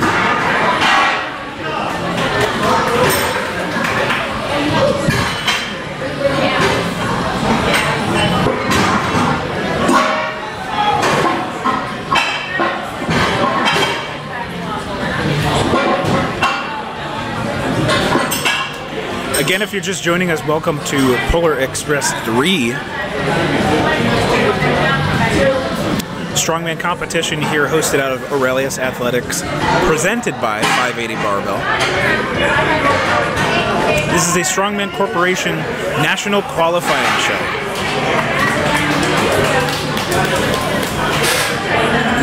So it's sanctioned by the Strongman Corporation. That means based on the amount of participants in each class, some of these athletes are going to get a qualifying bid to Nationals next year for the Strongman Corporation Nationals event. No joke. That is no joke. Strongman Corporation puts on some amazing shows. They are a partner with the Arnold Sports Festival. They put on our Arnold Amateur, or I should say, I believe it's now called the Arnold Pro-Am? Making advances in the sport for our weight class athletes. They partner with them to make sure our athletes have a good qualifying route to get on the biggest stages they can. And this one's no different. Some athlete that starts here, we've seen it with a couple of our regional shows here. We've seen it with some local shows here. Some of the athletes that get their start at a local competition like this make their way to nationals. Then they make their way to the official Strongman Games. We've seen some of our athletes on the biggest stages that are out there for Strongman as a sport. So today, Polar Express 3. Tomorrow, who knows? We see Jerry just absolutely manhandling the block in that middle lane.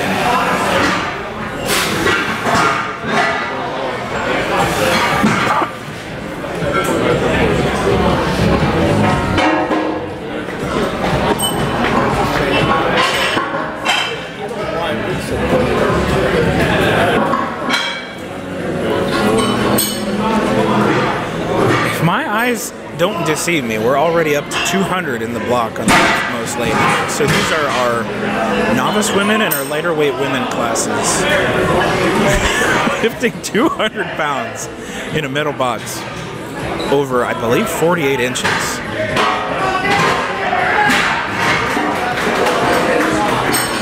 Inversely, on the right side, furthest most in lane 3, I believe we're up to 300 pounds. Let's see how our athletes in the far right tackle this 300-pound lift here. We've got one of our elves obstructing the view, but this is more for safety than anything else. Just making light work of it. That's 300 pounds in a metal box. And you'll see the reason for it too. This is an odd object. It is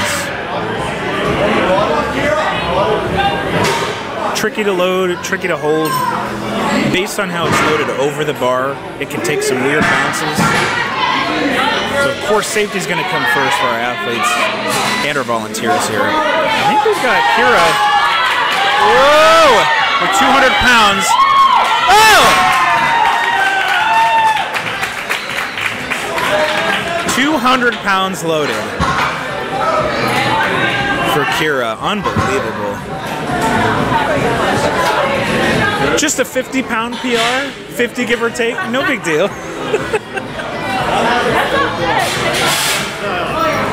I think what we're going to see with a lot of these athletes, this is not an implement, this is not a piece of kit that most gyms have. This is a pretty specialized piece of equipment.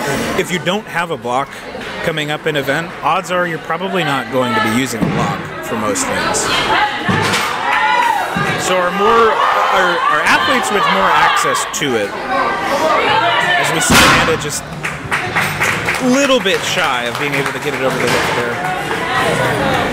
Athletes with access to a block more regularly are going to have a better time maybe getting familiar with it quicker. We'll also see some athletes who are kind of getting familiar with it as they go.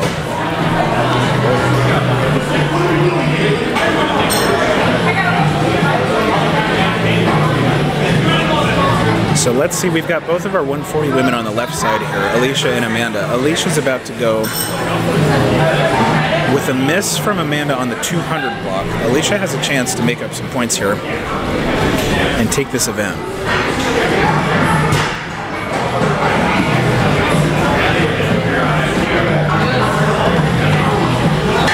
Maybe a little bit of struggle getting up into the lap. Let's see if she can pick.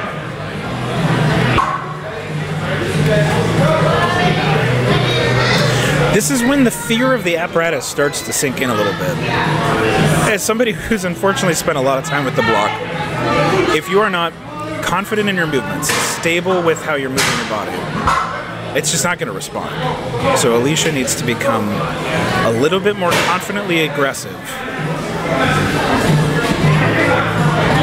Not rip it up, I won't be that dramatic, but she needs to really get some energy into pulling it off the ground. As soon as that momentum starts, maybe just not there to this. I think they'll split points on that one.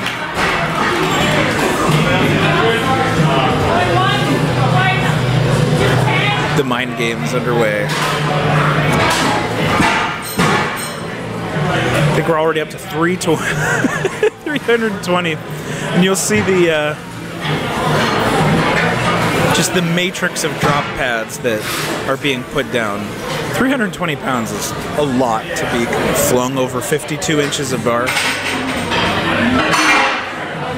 We'd prefer it not get anybody's toes.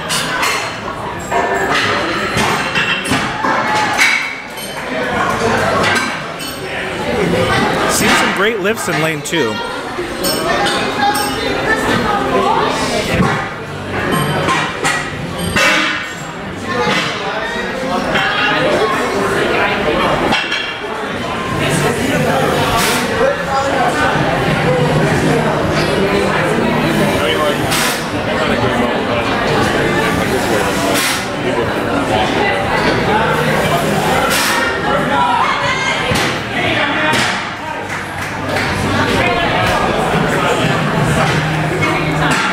Moved up to 210.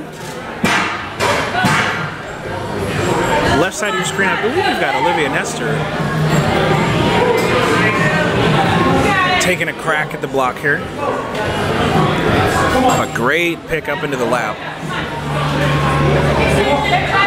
Whoa! Oh, what a fight to get it up too. Fantastic.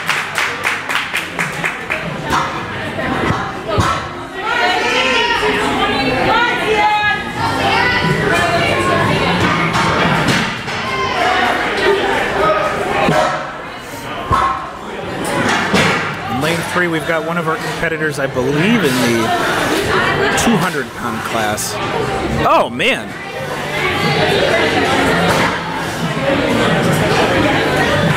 Get a great initial extension. Slow down just a little bit at the top, but that's okay. Still got over. This is one of the events that does benefit a taller athlete.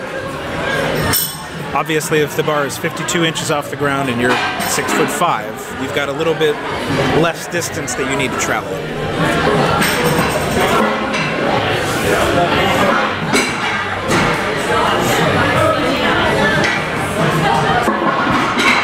Got James Brady, hard to miss.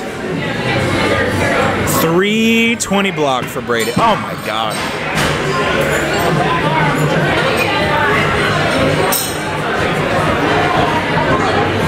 $320 pounds in a block.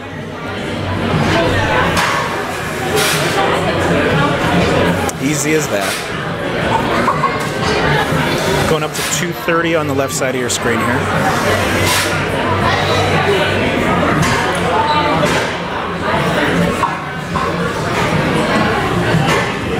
We're still moving at a pretty good clip. Wish we were able to get a little bit better information on who's competing, but this is just one of those events that's pretty tricky to keep track of as people jump in and out of the different weights.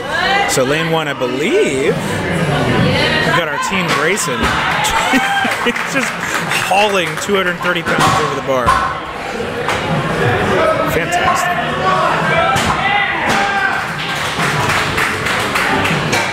Another successful lift in lane 2.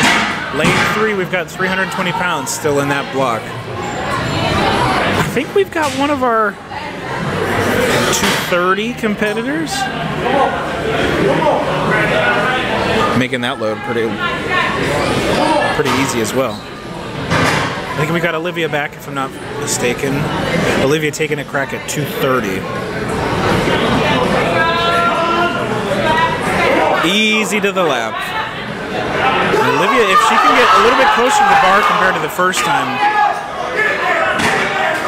able to get it. Oh.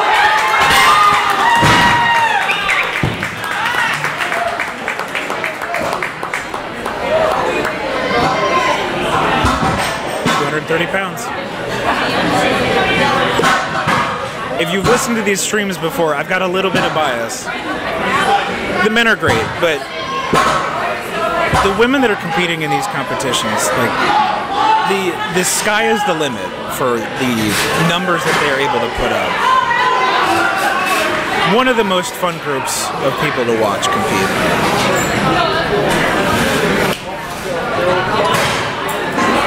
We got just a 320 block from John in our 231 class. looking very solid. Can't really see it in lane 2, but it's in front of us here. Charles just got a block. Charles Robbins, I can't see the weight placard. A solid attempt. Solid successful attempt, I should say.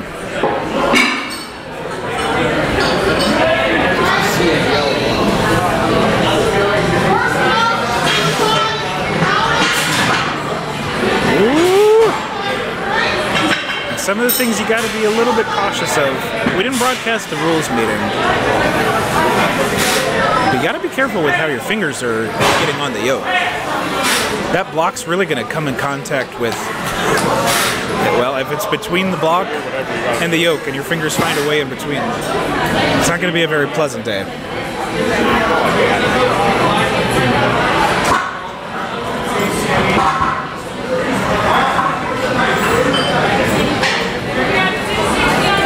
Got 260 on the block for lane 1.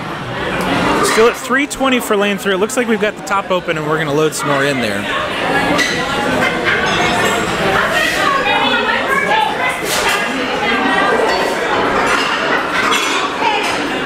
I think we're changing plates on all 3 lanes at the moment.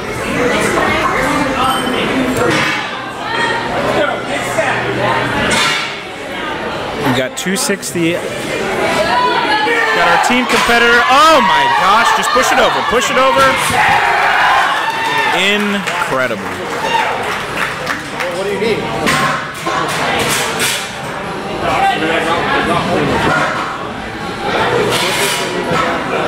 Grayson, our solo team competitor, the 260-pound block over bar. Incredible numbers. Speaking of incredible numbers, on lane 3, we've got 340 pounds loaded up into the block. We haven't seen some of our competitors even start, folks. That means that they believe that their first attempt should be heavier than 340 pounds. I don't know where we're going to end up, but holy moly.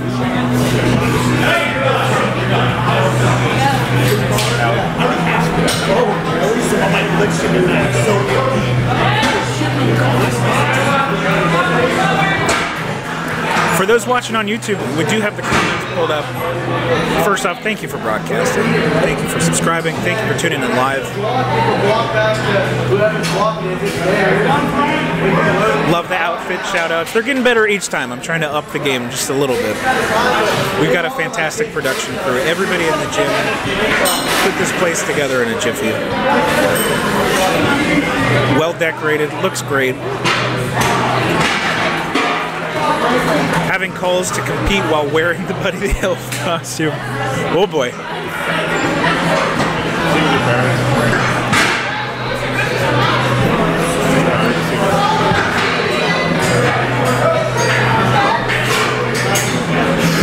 I will compete in the Buddy the Elf costume if I get to have that horrific spaghetti maple syrup combo plate that he ate in the movie.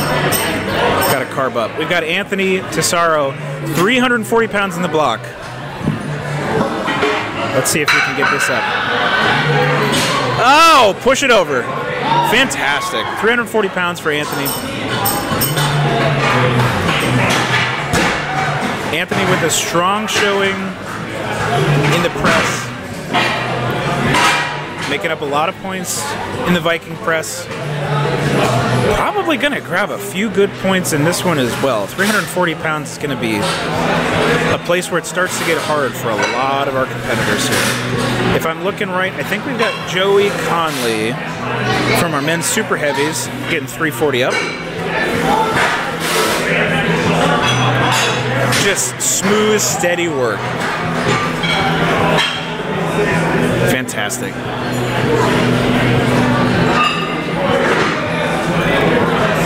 Lane 2, I think we're down to 2 lanes. We're going to try to zoom in a little bit and get more focus on our kind of middleweight athletes here. I want to give them as much of the spotlight as we can. These are some tough angles, so bear with us as we work around them. But lane 3, I believe we're either just resetting the weight or we're going up. I think we're just resetting the weight. So we still got 340 in the block there.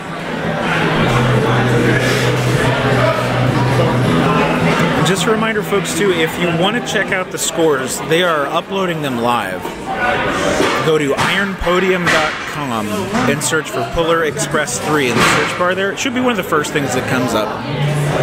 If you scroll down to the very bottom of the event page, you should see a button that says View Scoreboard. You can take a look live, see how your athletes are doing.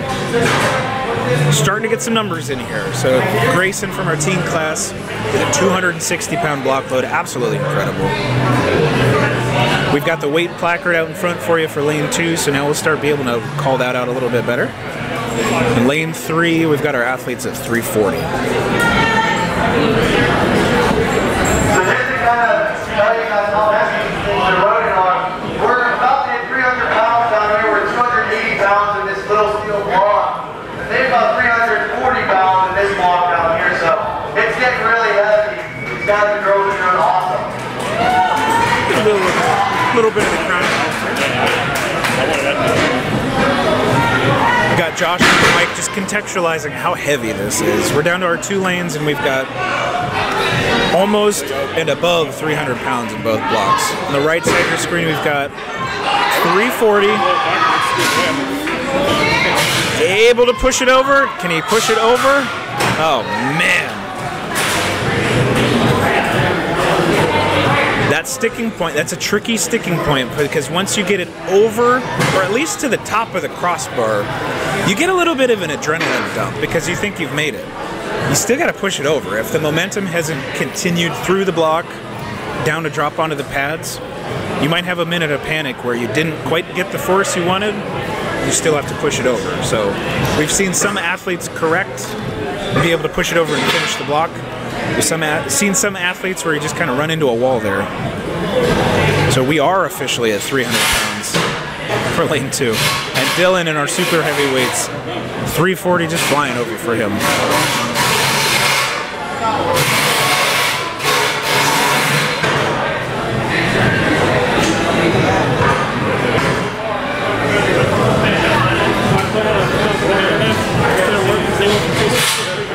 Some more of the results coming in.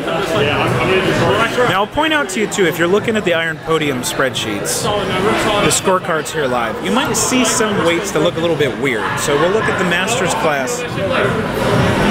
We've got Jerry and Tom. Jerry's got a score of 241. That doesn't mean that he lifted 241 pounds.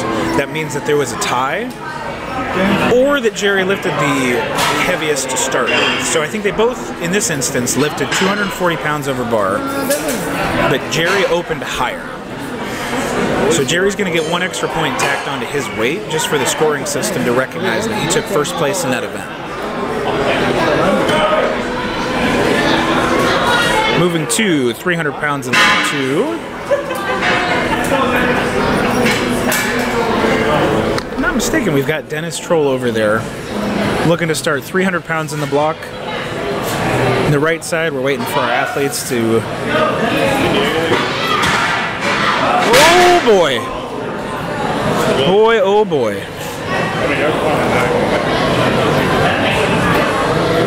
And that's a good example of the follow-through that's necessary at the top. He's got time to still do it, and I think Dennis has the strength to pull this off.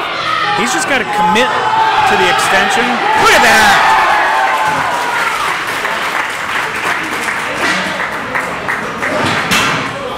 That's what you love to see. And that's a competitor right there. So that means that got it to the top of the yoke, didn't have enough to make it over that crossbar. Recognized that there was still time in the event to make another attempt. And not only made another attempt, came out with a little bit more aggression. Just flew over the bar. So 360 moving on the right side for, I believe, got Kyle Ruiz on that side. 360 move. 300 pounds up at the bar. Can we get it pushed up and over? Fantastic.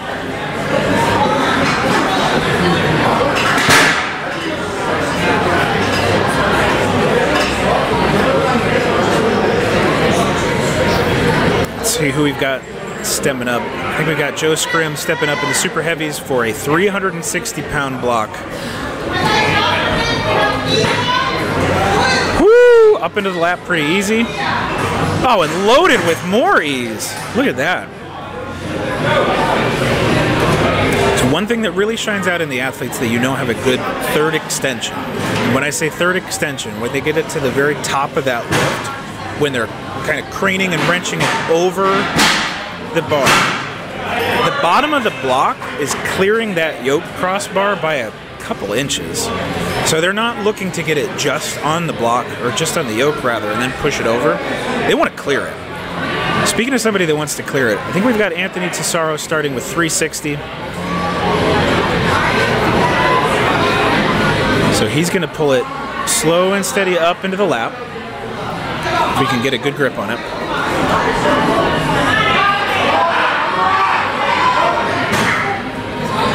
And maybe just needs a second. He's going to call it. There's a heavy amount of weight concentrated in a little box to try and get up into your lap.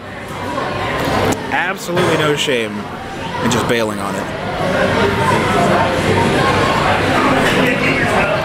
So we'll talk about that extension. The athletes that have likely spent more time with Atlas stones or some kind of Olympic lifting or some load event with Strongman, you'll see them bend backwards in that thoracic spine like we were talking about with the Viking press, but still generate energy towards the implement. So they are wrenching the block up in an advantageous position to get the surface over the crossbar while being able to push it over and generate force towards the implement so it clears it at the same time.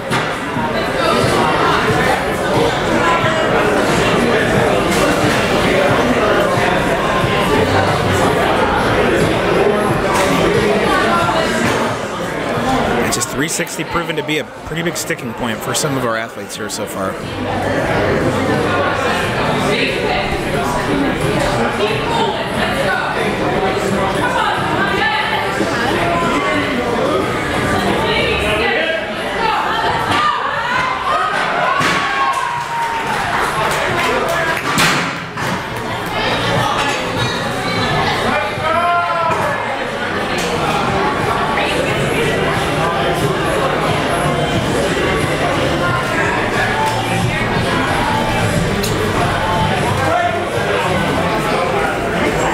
360 loaded. One of our taller athletes stepping up here. 300 on the left side, moving pretty quick.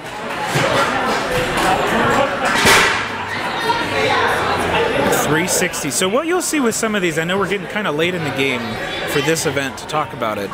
You'll see some athletes pull the lip of the block onto their toes. What they're doing is getting a little bit of a gap. Oh! Just maybe not high enough to clear the yoke, so maybe we relap it. Just not enough. They'll start the block on their toes, so they lift the lip up a little bit, so they actually have some freedom of movement for their fingers underneath the bar, or underneath the block rather.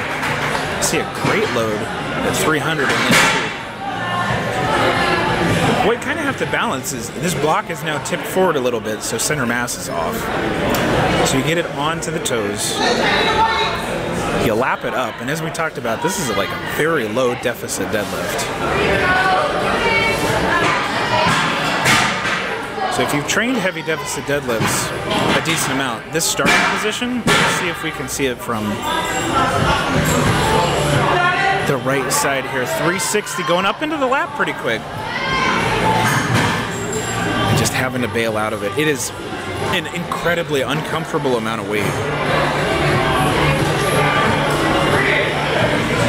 If you've watched other shows or if you've competed in other shows before too, if you've had an Atlas stone, the big granite spheres or concrete spheres that you'll see in some of these competitions, it's a lot different because it's obviously round, but it fits in your legs, cradled in that kind of gap really nicely. I won't say it's comfortable. As we watch Ziad get a 300-pound block load, incredible. Ziad in our 200 men's, our open men's middleweight class. That's a really good block for that weight. An Atlas stone you can cradle a little bit more comfortably and get your arms around it because of the sheer size of it, because of the shape of it, you can kind of nook it in between your legs, settle in, get comfortable with it. The block just hurts. There's no better way to put it. You get it into the lap and there's a timer that starts. It's not a great way to sit comfortably with it. You don't want to sit comfortably with it. So you've got to find your grip and just move.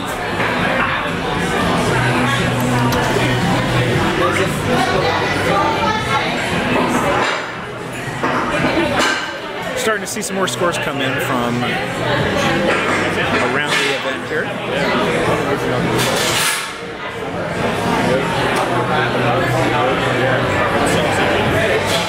As I believe we're down to a handful of classes still represented. We've got 380 in the right side here.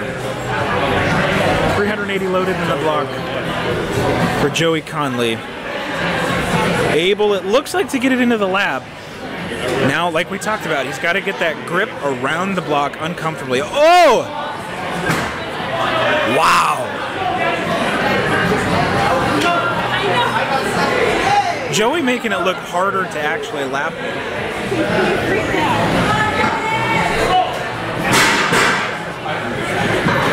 Love it. Joey making it look harder to lap it than actually load it, which is impressive.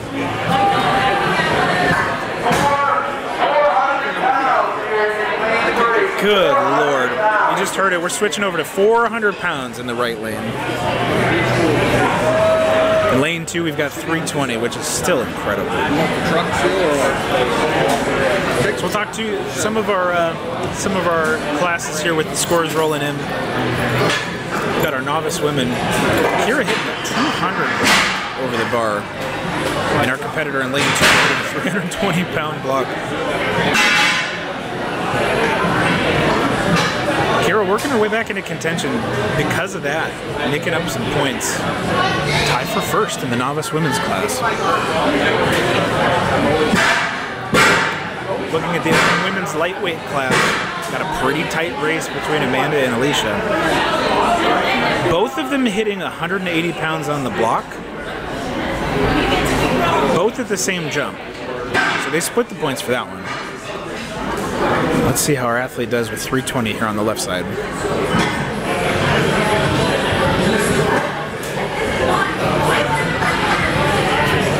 Gets it up to the lap. Woo! Now this is a sticking point. Fantastic. And this is some of us who don't have the fantastic height that some of our other athletes do. If they can get the bottom surface of that block up to the yoke crossbar, they'll be able to push it up. Let's take a look at Kyle, I believe, on the right. Oh my gosh.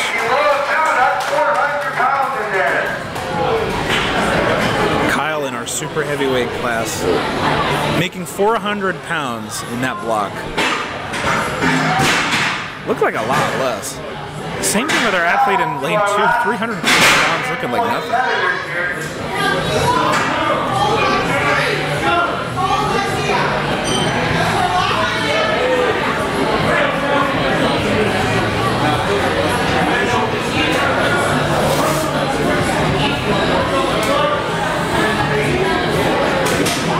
Oh my gosh. 400 pounds for Joe Scrim on the right side of your screen. Current leader before the block. In lane 2, we've got 320 pounds loaded up.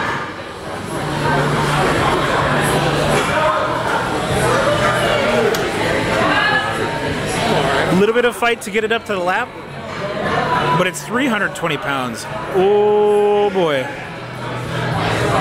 A little bit of a back bend there. It looks like we got it sorted.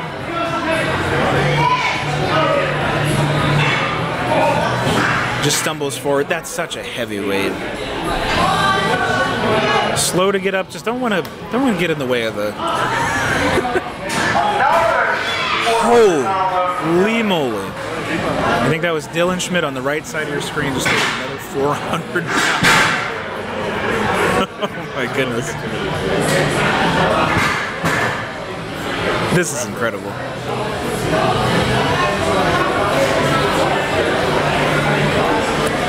420 pounds loaded. I think this is Frank on the left side of your screen. I'm trying to get better as we go. Frank Tomasi. Easy pick at 320 pounds. A little bit of a strain to get it up, but no problem once it crosses that kind of chest rack position. Fantastic. Oh boy, we are headed up to 420 pounds. 420 pounds in your right block there. 340 on the left side.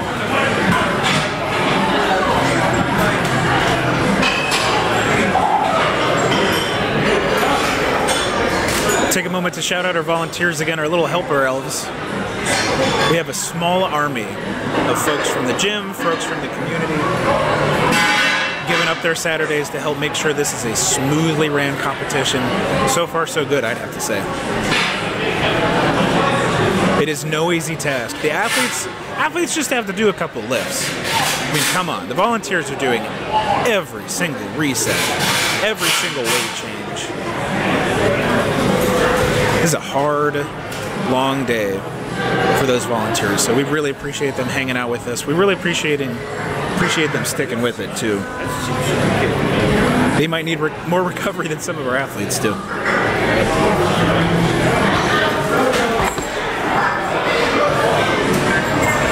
All right, we're up to 340 in the left block.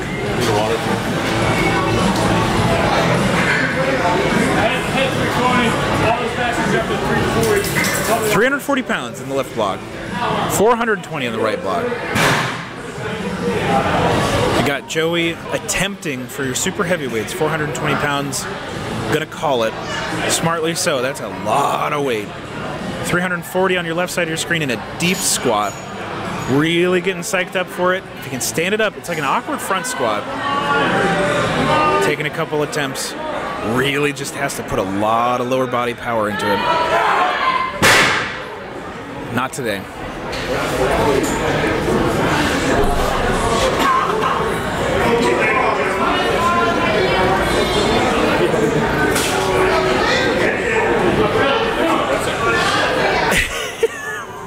For 440 pounds on the right side of your screen. 440 pounds down here in lane 3 the boss goes to. Good Lord.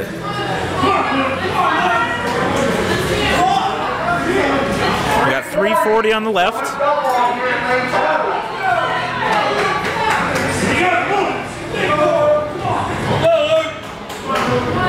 We got Luke Gutwald, if I'm hearing correctly.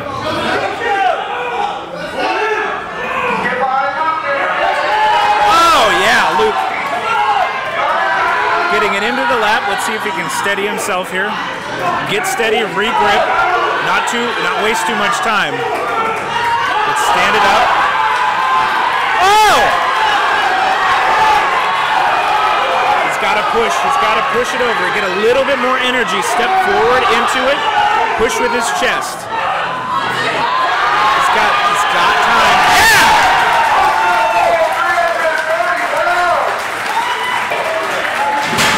You'll love to see it.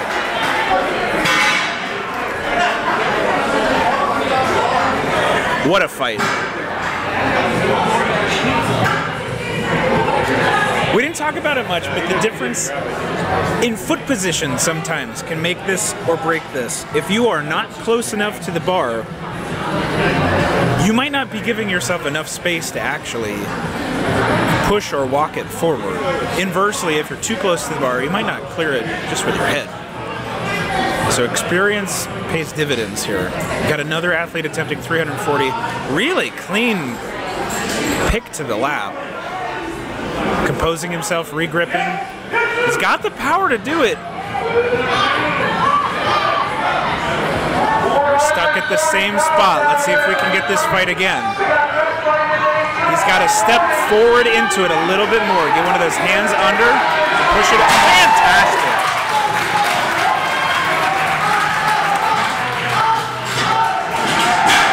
And an amazing 440. We got all excited about lane 2. Lane 3, we just saw Joe Scrim hit 440 pounds over bar. As expected, these athletes delivering on only the third event still. Another great pick to the lap. And another instance where we're just getting stuck at the top of the crossbar. And what you're seeing is this athlete has to take it for a second attempt. And I'll explain that. This athlete put his hands on the bar of the yoke. Oh my God!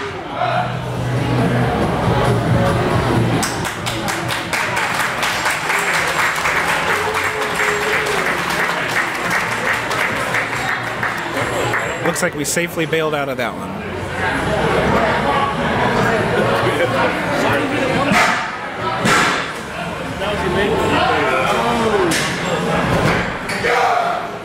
And Kyle just hits a ridiculous 440 block. So I'll explain a little bit about what happened there. The athlete had to take a second attempt at that 340-pound block. Why that is, as explained in the rules meeting, you can't grab onto the crossbar of the yoke and use it to like pull yourself towards the yoke. That is not a technique that's allowed. There's not a lot of rules for this one specifically, but you can't just get it up to the bar and yank yourself towards it. So that athlete had to take a second attempt. So we've got another athlete attempting 440 on the right side here, and 340 is going to go up for Ziad. Let's see him get it to the. Let's see him attempt to get it up to the lap. And 440 for Dylan, just not moving today. Nothing to sneeze at in that department. So let's see Ziad try and get, just not getting up past the knees. You want to call that luck? But again, this is a 200-pound competitor trying to lift a 340-pound block above the bar.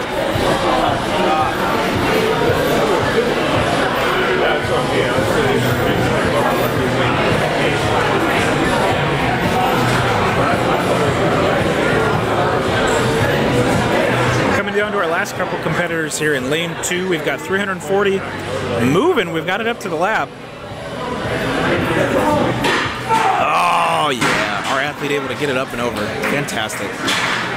I think lane 3, we're calling it a day.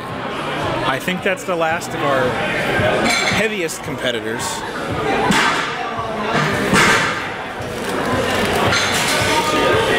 And it looks like we're done with lane 2 as well. So that's a wrap on our third event. We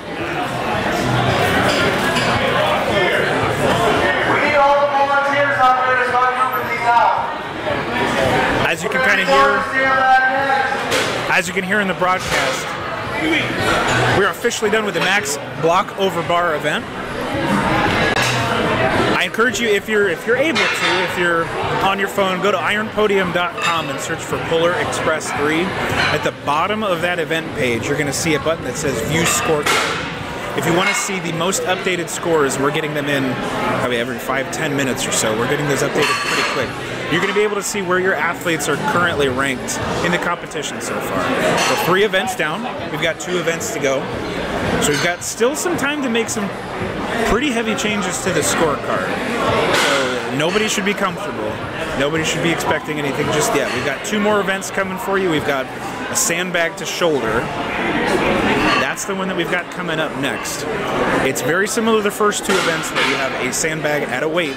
You have to wrench it off the ground, up to your shoulder, lock it out, show control, and do that for as many times as you can for 60 seconds.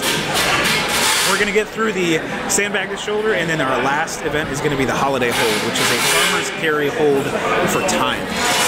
That's going to be where we see the separation for these athletes really start to show up. So we're going to take another little break here. Once again, if you're just joining us, first off, thank you. Stay tuned. We're going to take about a 10-15 minute break while everything gets readjusted. Our volunteers, our little helper elves are on the scene. I think there might be as many volunteers as there are athletes out here, making sure every event is reset, making sure the new equipment is out. Just going to get some new sandbags. This shouldn't be too long of a break, now that you mention it, because they're already getting the blocks off the bar. The sandbags are going to go over there, so hang tight. Once again, this is Polar Express 3 out of Aurelius Athletics in Aliquippa, Pennsylvania, presented by 580 Barbell. I'm Sean Fuller. You've been watching, hopefully for the last couple hours. Stick with us for another hour or two. We will get you the rest of the show.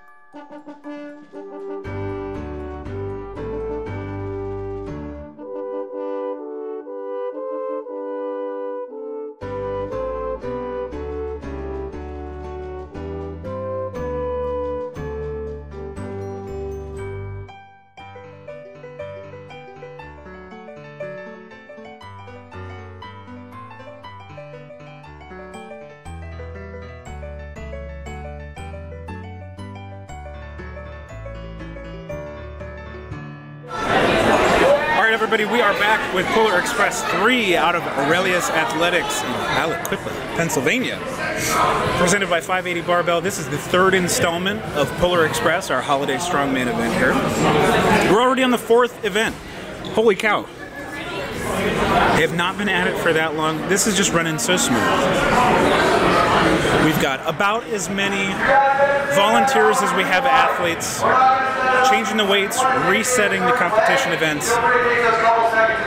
Just fantastically put on so far. Really happy to be a part of this. I'm Sean Fuller, helping out, hosting the events here. We're getting right into it. The event is sandbag to shoulder. Pretty straightforward. Put the sandbag onto your shoulder. Straightforward to talk about, not so easy to do. So you'll see in our novice women, we've got Melanie starting with 100 pounds, all the way up to our open men's middleweight, 250 pounds. In the middle, we can see on the center of your screen, we've got Damien with 200 pounds, representing our master's class. 30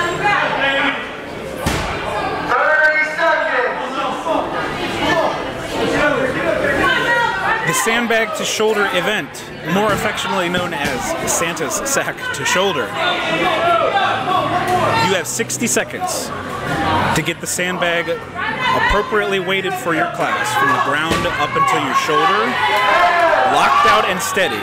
As many reps as you can within that 60 seconds.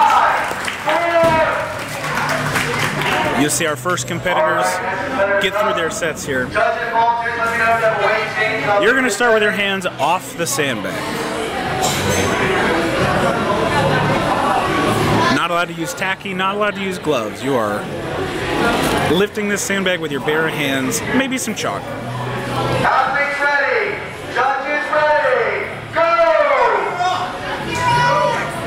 go! If you've not touched a sandbag before, we will go into why this is such a difficult event and why this is a test of not only technique, but capacity, strength, stability.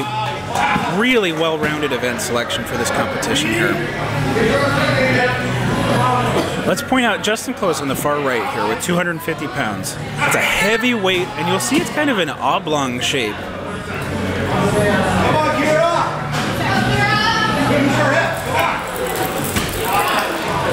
See Kira in the far left here with 100 pounds. Just yoinking it over. Chris Betts in the middle. Justin maybe taking another attempt here. We're right into the action and we're moving, so we'll get into the event specifics as we can. But Kira put in some work. And Chris squeaking out another rep at the end. Fantastic.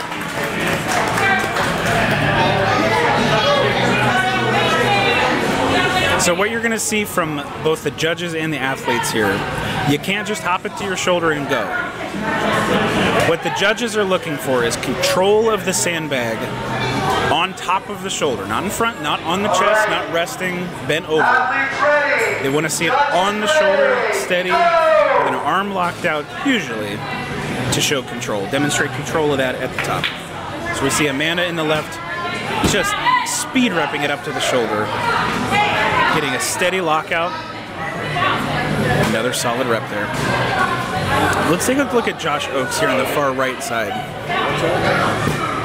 These sandbags aren't packed perfectly tight because they're rated for different weights. So 250 pounds in this case might not stuff it completely. So you'll see there the judge didn't give him the perfect rep because it wasn't all the way on the shoulder just yet. But he was able to kind of hop it up and finish it out.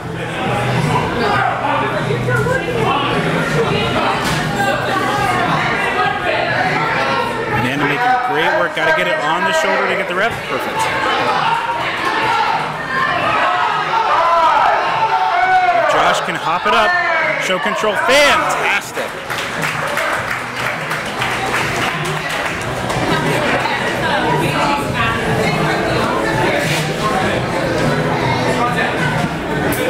We're going to reset the sandbags, make sure they're in working order. Good display. We've got Alicia coming up representing the open women's lightweight. Got Eli in the center for our master's class, and then Chris Klett, a little bit out of frame, but I bet you the sandbag will bring him back in. Alicia just attacking the sandbag. Looks like a good rep from Chris. Awesome camera work, getting him back into frame pretty quickly. Alicia's lifting like she's got something to prove on this one. Making quick work of the sandbag. Wow. 30 seconds.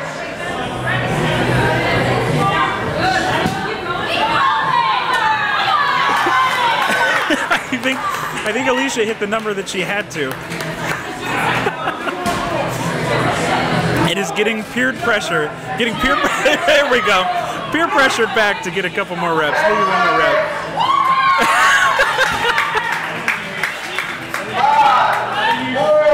5, 4, 3. That's just what's so fun about this sport.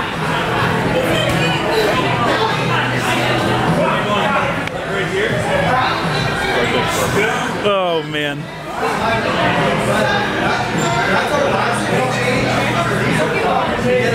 So if you have not lifted a sandbag before, this is an awkward, odd object that is, I'll use the term viscous, that's not what I mean, but it's not static in so much as a barbell might be. Since the sandbag moves and shifts, you'll see it with Anne-Marie here on the far left side. This is not a perfect circle, it's not even a perfect cylinder. It is kind of this odd shaped bag. As you lift it, the weight shifts too. So you'll see a great example is John on the far right side of your screen there. It starts to kind of fold into a burrito shape. Anne-Marie taking it for a bit of a walk. If she can hop it up a couple times. It's not there just yet, but we've got time to make another attempt. 20 seconds. Nick representing the Masters class. Ooh, really solid work with these reps. Making light work of it, really crisp technique. Anne-Marie just not able to get it up to the shoulder, but that is 175 pounds of just formless mass that's hard to control.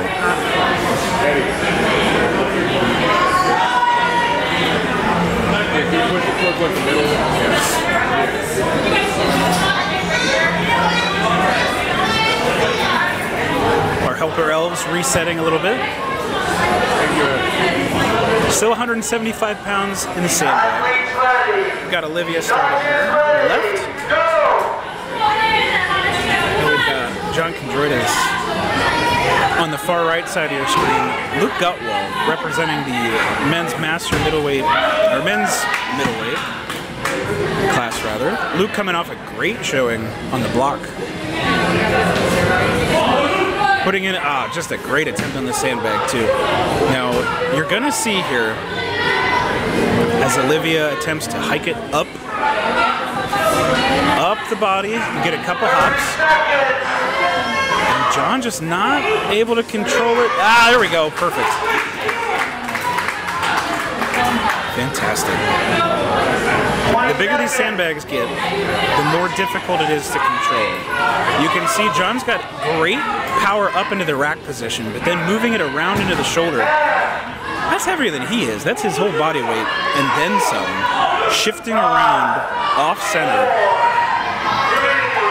Let's see if he can get a little... Whoa, right at the buzzer. Woo.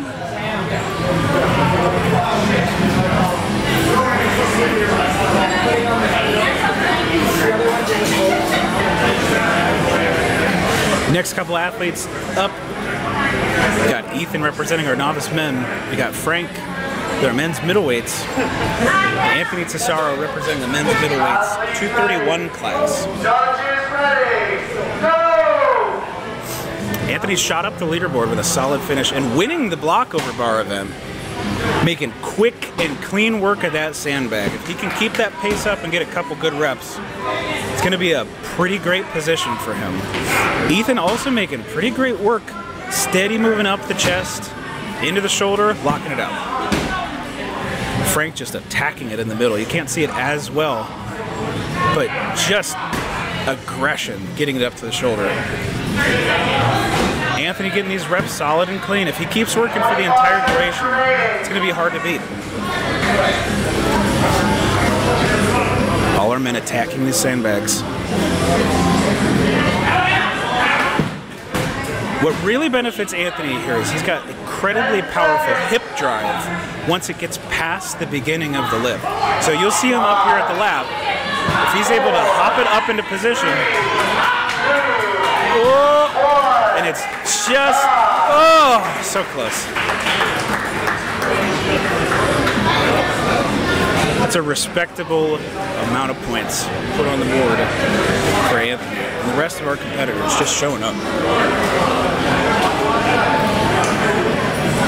You see our volunteers resetting the bags. Typically what you'll see is Athletes ready. Judges ready. athlete kind of gets a choice of where their bag starts, but they do have to start with their hands off of the bag. So you see a couple different techniques here depending on the size of the bag. You'll see some people, the best example is probably the middle and the right side of your screen here. The sandbag is a little bit longer, so some people opt to hug it around what I'll call the center of it as the logo is placed, kind of bisecting the longer side of it. That's more like a bear hug. Heard it called hot dog style because it's, or hamburger style rather, because it's a little bit taller than longer. You'll see some athletes that instead of hugging around the center there, they'll take their arms around each end and pull it up like that hot dog long ways.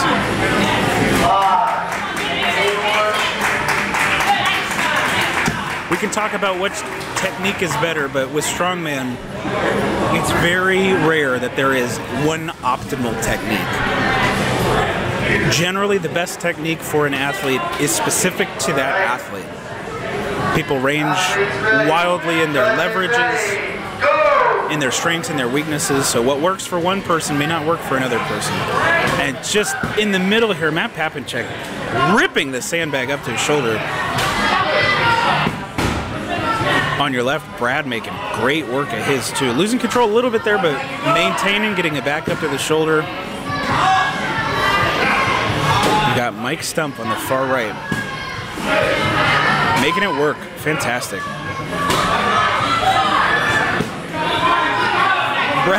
Brad and Matt are cruising through this.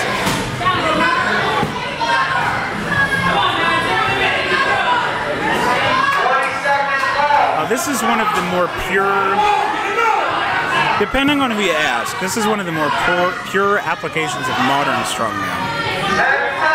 Who can lift the most of the most weight? So it's not just who's got the biggest sandbag, but who can do this sandbag for the most reps. This tests capacity as well as strength. So there's nowhere to hide if you're a strongman competitor. You might have, as we discussed earlier, one of the better deadlifts in the field, but if you've got no engine, if you've got no gas tank, basically, I'll find one more car metaphor to sneak in there for you guys. If you don't have endurance, if you don't have that capacity, all the strength in the world doesn't really matter for an event like this one. And we're just cruising through here. We've got Anthony, Ziad, James, Mr. Brady starting off with the sandbag here for our open men's heavyweight 265 class. Brady with a great recovery on that sandbag. So what you'll see a lot is with these bigger, awkward sandbags transitioning from the mid-chest up into the shoulder.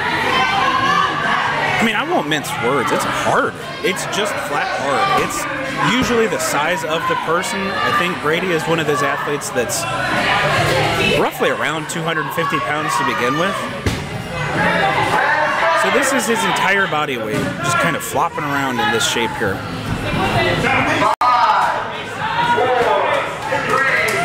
Every athlete on the field ending on a positive note there. Love to see it.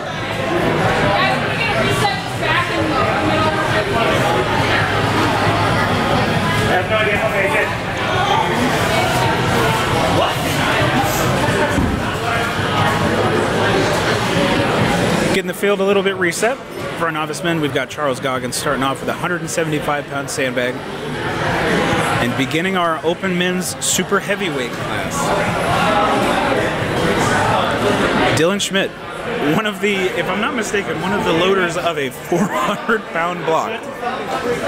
Getting ready to attack this 285-pound sandbag. All right, we're just down to lanes 1 and 3. Already down to 2 lanes here, folks. This is moving. Let's see how these two athletes approach it. Dylan taking that bear hug approach. Just so much hip power, so much explosiveness, stability through the torso to be able to hoist that up into the shoulder. Kind of like the block, this is basically a deficit deadlift into an awkward front squat. And you gotta hop with your body weight, basically, to push it up to the shoulder position and stabilize it. This will tax just the absolute heck out of your erectors, your lower to mid back, your hips, your glutes. No stone or muscle in this case unturned for these athletes.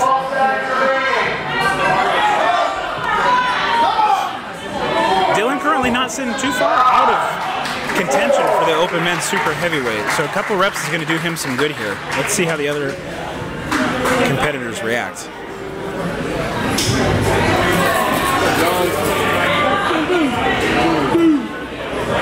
Speaking of other competitors, Joe Scrim, the current leader for the men's super heavyweight, coming up to the bag. Chris March on the novice side. Marsh has 175 pounds. Oh, both athletes almost in synchro. Wow. Now this is one of those things we talked a couple times about strategy. You maybe don't want to blitz it. You maybe don't want to rush through these reps. You'll see Joe, he's taking methodical, still powerful, but methodical picks, steady hops up into the shoulder. Because he knows the power is there. If he rushes it, that might lead to a mistake, which can be pretty costly at this level. So Joe's taking a breath. Chris also taking a breath. And just clearly has the strength to manhandle this. So it's more about what pace is going to work for his cardio. Chris has time to lock this out. Oh, and right in the nick of time. Just some fantastic performances today. Heard a lot of chatter around PRs. Just had an athlete say it's the best they've ever done on this. And this is what you hope for. You hope for peaking on competition day.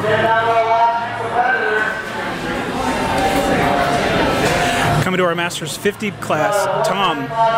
If you remember, Tom stood out for Viking press, just cruising through those reps. Let's see how he fares with the sandbag. Kyle Ruiz.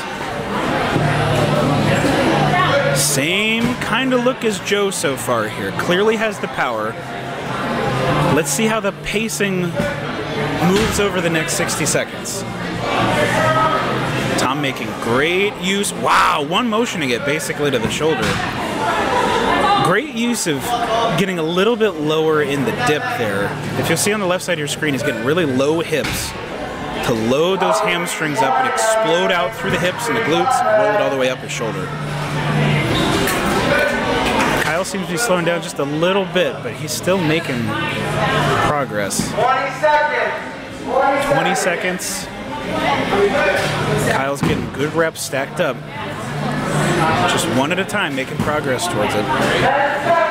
Joe set a pretty high bar to beat. So if Kyle can keep moving. 5 seconds. 4, 3. Wow. What a performance. This is gonna be tight in a lot of classes. There are no, from my first glance, there are no clear leaders, save for 1 or 2 classes. Jerry just all business. Jerry on the left side of your screen, as we talked about, he's fresh off from an appearance at official Strongman Games, which is, I think it's fair to say, for weight class and Masters athletes rather, maybe the biggest stage there is. So for him to come off that, hop in one of these local shows, just goes to show how much these folks love the sport.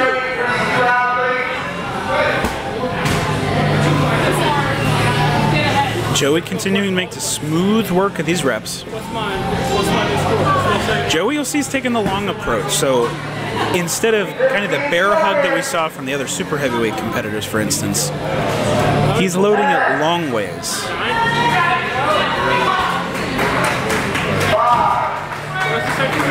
Maybe just not able to finish that last rep. But again, it's very much dependent on the athlete, their leverages, their preferences. We are down once again. Our last athlete is Grayson down. Just like that. If you blinked, you missed it. We're already down to our last competitor for the sandbag to shoulder. Athlete ready.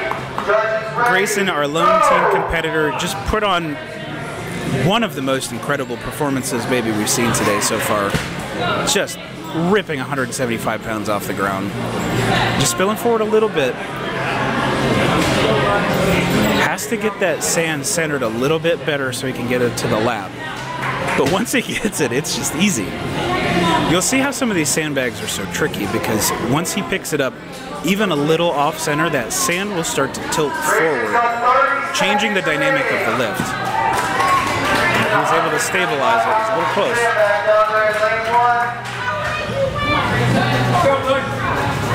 Able to get in the lap pretty easily. And the sheer power is there in spades. There's some opportunity technique-wise, but it's also been a long day. This is incredible performance from a teen athlete. And that might be all short for today.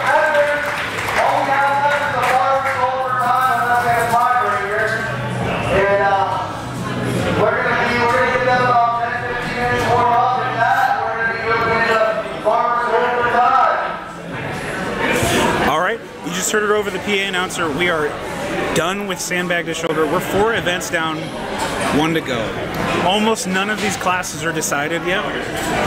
It could come down to this last event for many of these classes so far. The final event, of course, is going to be our Farmer's Hold, more affectionately known as Holiday Hold. This is going to test just pain tolerance, grip, and the overall capacity in your forearms and your grip. So the long and short of it, you hold a weight for as long as you can. Sounds pretty simple, a little bit more complex than that, but you'll see the farmer's carry handles are being loaded onto the platforms right now. And we'll cut back to it after a quick break. These athletes are going to hold sometimes in excess of their body weight in each hand. So not total, but in each hand.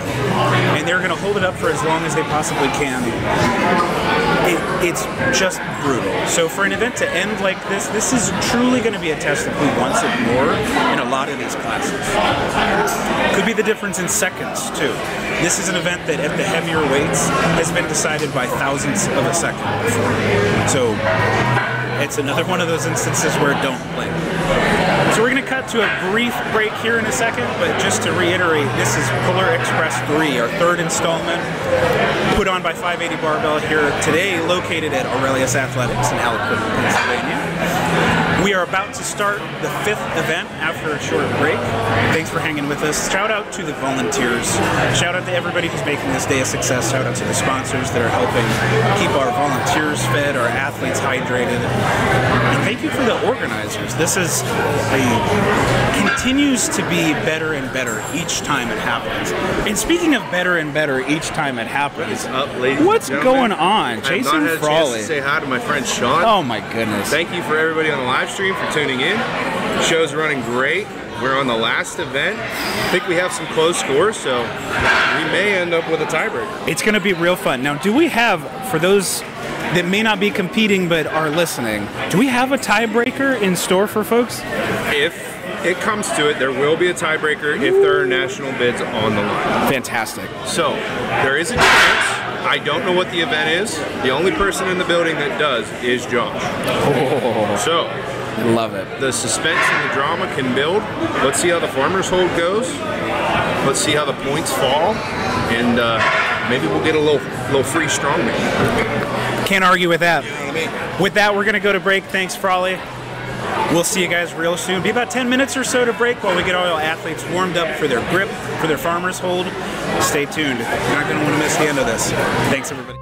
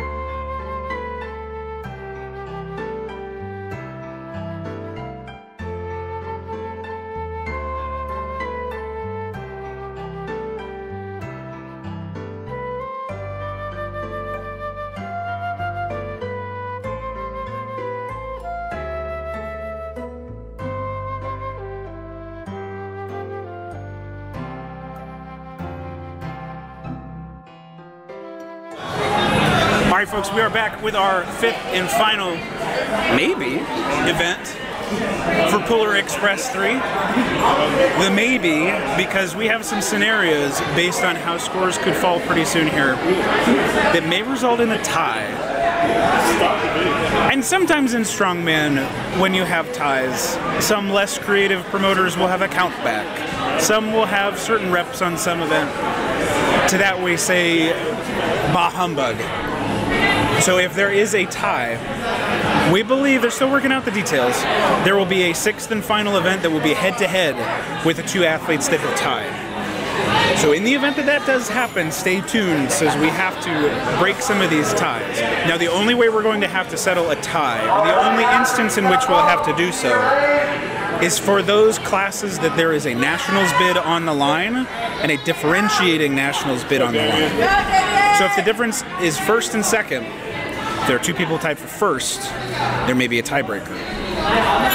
If there are 2 people tied for 3rd, and it's not of consequence to a nationals invite, we might opt not to do it, and we'll split the placing. But your 5th and final event here is the holiday hold.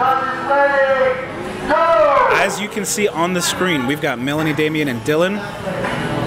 It's another one that's pretty simple to say, pick it up and hold it. In execution, it is so much more physically, mentally complicated, spiritually. This is one of the most brutal things that you can do. Hold it to true failure. It may not be as visually stimulating as throwing a sandbag around or tossing a block over a bar. However, just keep an eye on the athletes' faces as this goes. The people that are going to do real well in these, yeah, they have to have a good grip. As you see Melanie at 135 pounds and Dylan with 275 pounds drop. The athletes that are going to do really well in these are mentally tough. This is a test of grip, but almost more so this is a test of pain tolerance, depending on how you're holding the implement. It's also a test of, frankly, your sanity. This is something that, it's not consequential if you drop it, it just falls to the floor. There's plenty of space for your feet and your toes, you don't have to worry about that. But let's watch our next group of athletes, Kira, Chris, and Justin. Hoist it up, pretty straightforward. Your timer starts once you've gotten things locked out and you're steady at the top of the lift.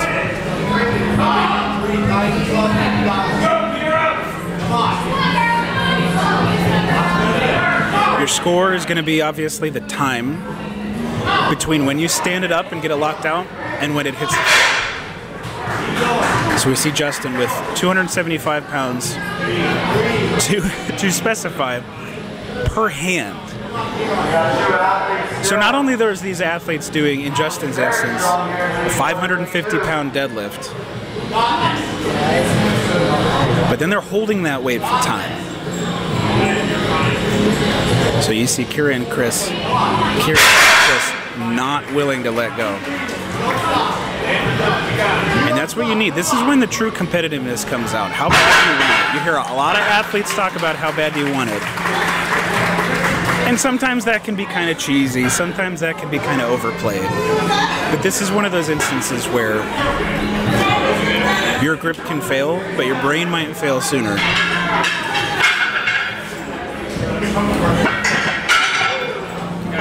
So talking about tie-breaking scenarios, this is one of these instances where we've got a pretty tight race. In the open women's lightweight class, our 140-pounders, there's a point separating these 2 athletes.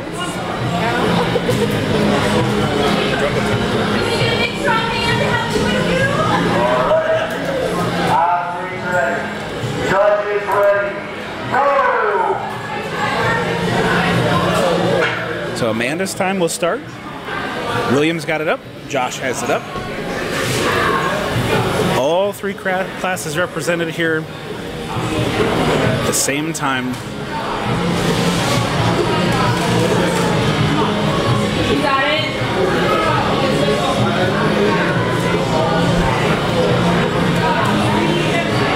So here's what's going through your head. Part of my training yesterday personally was farmer's hold for time. So it's timely in order to explain how brutal this is. Amanda with a solid effort. First and foremost, the pick. It is still a deadlift. It's still a heavy deadlift. So for our bigger athletes, I mean, 450 pounds for William, 550 pounds for Josh on the far side there. You have to get past the deadlift. Then you have to get it into a comfortable position where it's not moving too much. So pay close attention if you start to see some of the athletes, if the implements start to move around a little bit, if they start to find some kind of freedom of movement, that means they're potentially not as tensed up and locked in or braced as they could be. So we're seeing our athletes get their implements set up to their preferences here. Now in this instance, if Alicia beats the time of Amanda, this forces a tiebreaker. We'll go into what that looks like once we're able to give more information.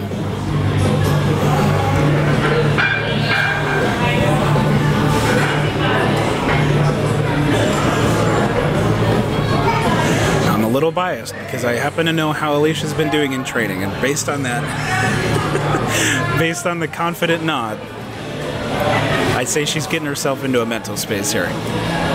Eli looks incredibly solid in the middle, and Chris is talking to himself, trying to hold on. I think he's actually singing the song that's going through the speakers right now. Anything he takes to distract you from the pain in your head, your forearms, your shoulders even start to tense up, your upper back, your mid. I think both our athletes are singing. This is great. Chris with an incredibly solid time. I think we might see a tiebreaker, folks.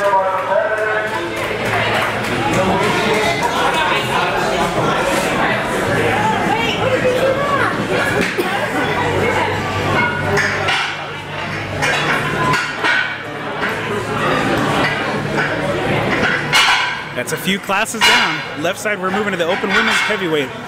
I just want to stop for a second. 185 pounds per hand. That is such an intense amount of weight. Such an impressive amount of weight. Getting steady inside the implements here. Nick represented in the center. John on the far right side. Remember, our athletes' time starts when they have the weight up and locked out. Anne Marie getting it pretty easily to the lockout position. Now let's see how long she can stand. With 370 pounds total in hand. John on the far right side. This is going to be an interesting thing to watch with the heavier weights. So instinctually, based on where you pick, you'll see some of the athletes kind of round forward with their shoulders. It's just an incredible time from Anne Marie there on the left side. That is heavy. And John, see what's happening with John? This is almost impossible to stop once it starts happening, but the shoulders start to round forward a little bit. The back starts to kind of curve. And trying to fight against that is almost as hard as actually starting to lift over again.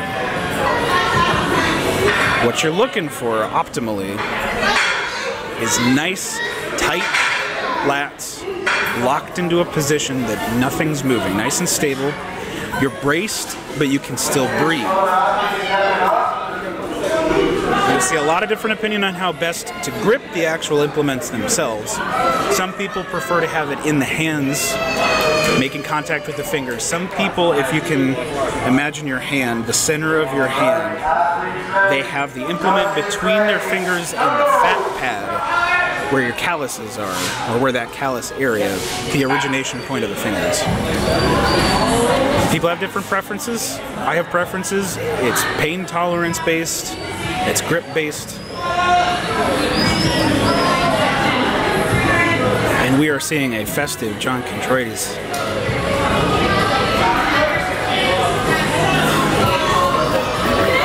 What I will say is this event is great for pictures. A lot of blood flow into the arms. Great way to show off the pump of the day. Olivia just unbothered by that. What a great hold.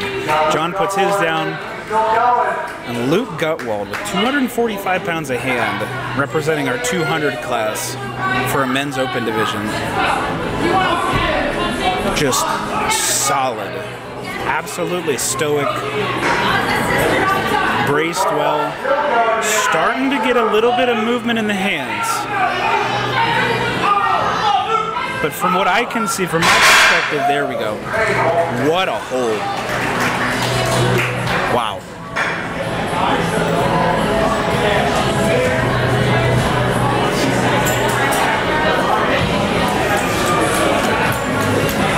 This is going to be a big event for open men's middleweight. Anthony Tesoro is currently tied for second place. If he beats John, who just went, that's who he's tied with for second place right now. So we need from Anthony a solid hold. He needs to find that place and lock it in. Ethan on the left side with 185 pounds a hand. And Frank at 245.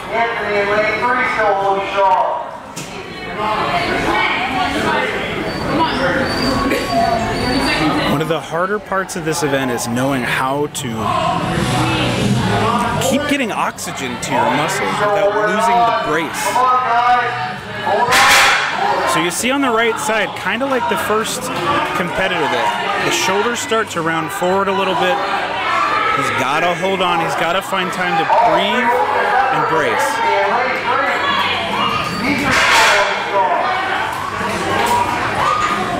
What a hold. And Ethan outlasting both of them with 185 pounds.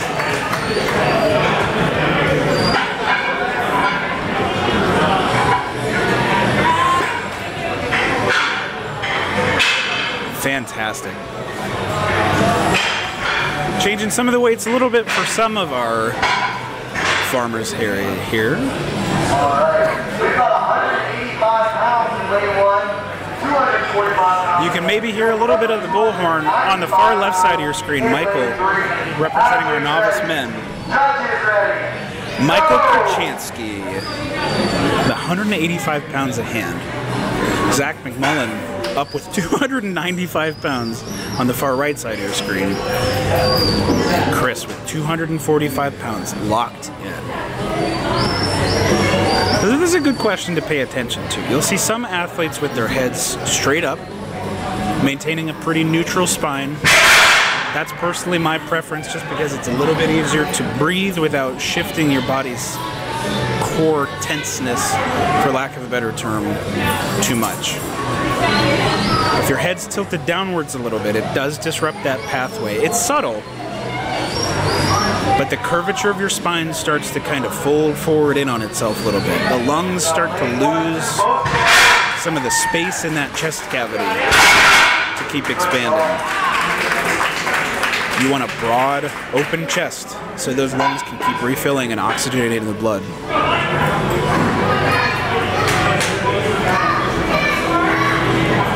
Really gutsy efforts we're seeing already. So let's see how Brad, Matt, and Michael show up for their classes here. 185 pounds per hand on the left side. Center, we've got 245 pounds. Basically just a casual 490 pound deadlift. And then Mike, almost at 600 pounds in the hands. Really trying to get quick, deep breaths.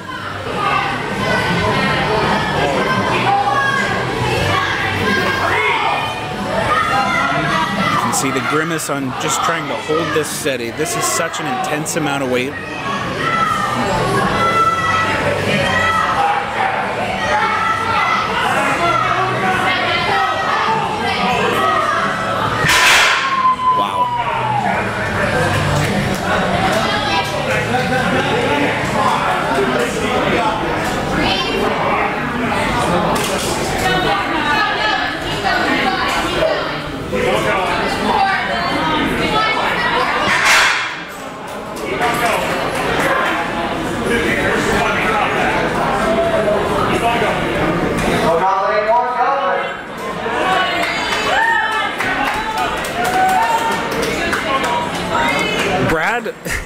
Feels like he's been here for 5 minutes. This is incredible.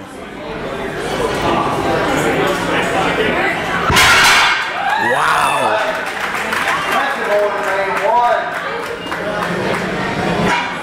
I get the feeling that he might not be a novice for very long.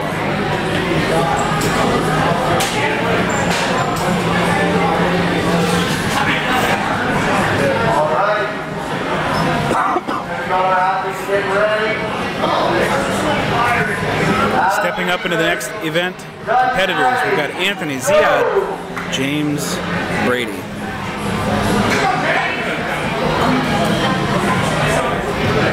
All our athletes are up. Their deadlifts are good.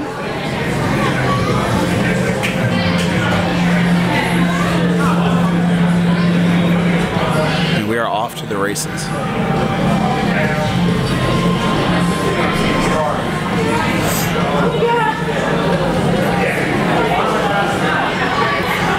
The dangerous ones you can look at are the ones with faces that are calm, stoic.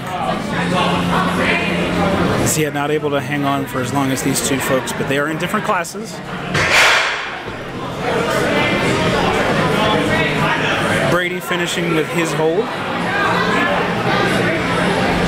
Anthony just taking deep breaths, starting to shake. There it goes. What a hold. Great, great result.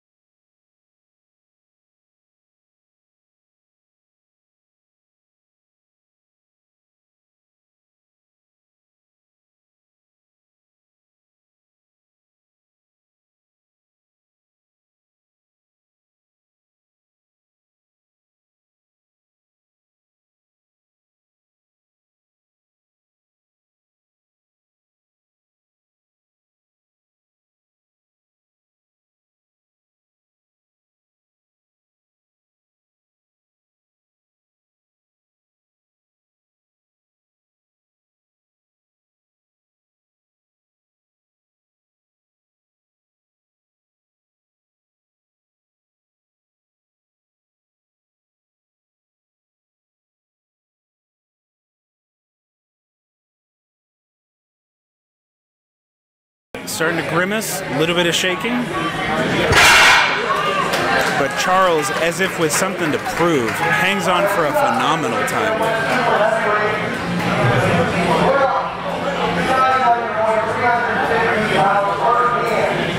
For as long as they can. All right. Athletes ready. Starting to round out our novice men here, Chris and Dylan on the right side of your screen. Our open men's super heavyweight competitors are tasked with holding 315 pounds in each hand.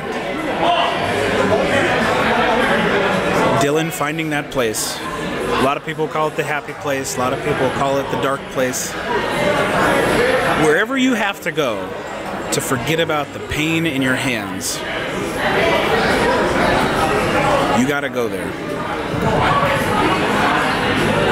Dylan looks to be locked in. Starting to see some grimaces. Chris not able to hang on anymore. And Dylan concluding what is an incredible hold. 315 pounds a hand. Folks, that's some people's max deadlift. That's a lot of people's max deadlift. Imagine doing that with both hands and holding it.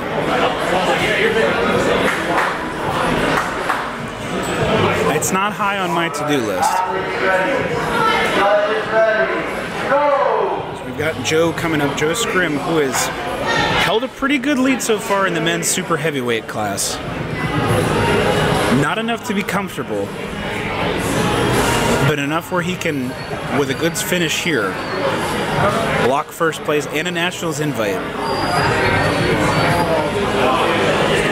Left side of your screen, we've got Tom Taylor, who's just impressed intensely throughout this competition. 185 pounds a hand in her Masters 50 plus. It's kind of cliche to say that he's showing age is just a number, but this continues to be impressive.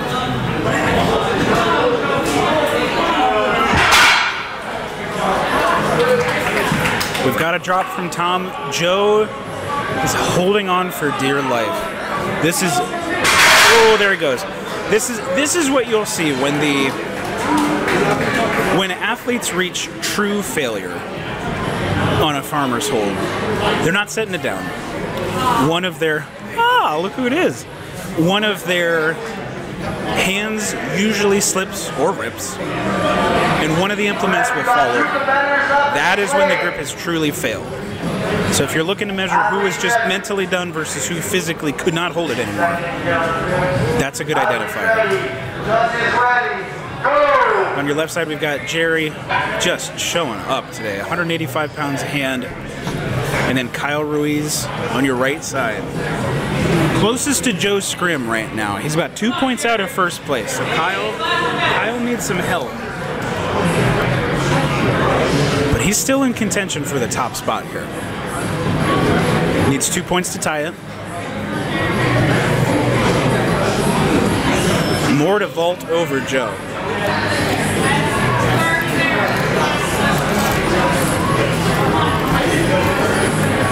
Looking pretty solid so far. We're still seeing some of these athletes kind of start.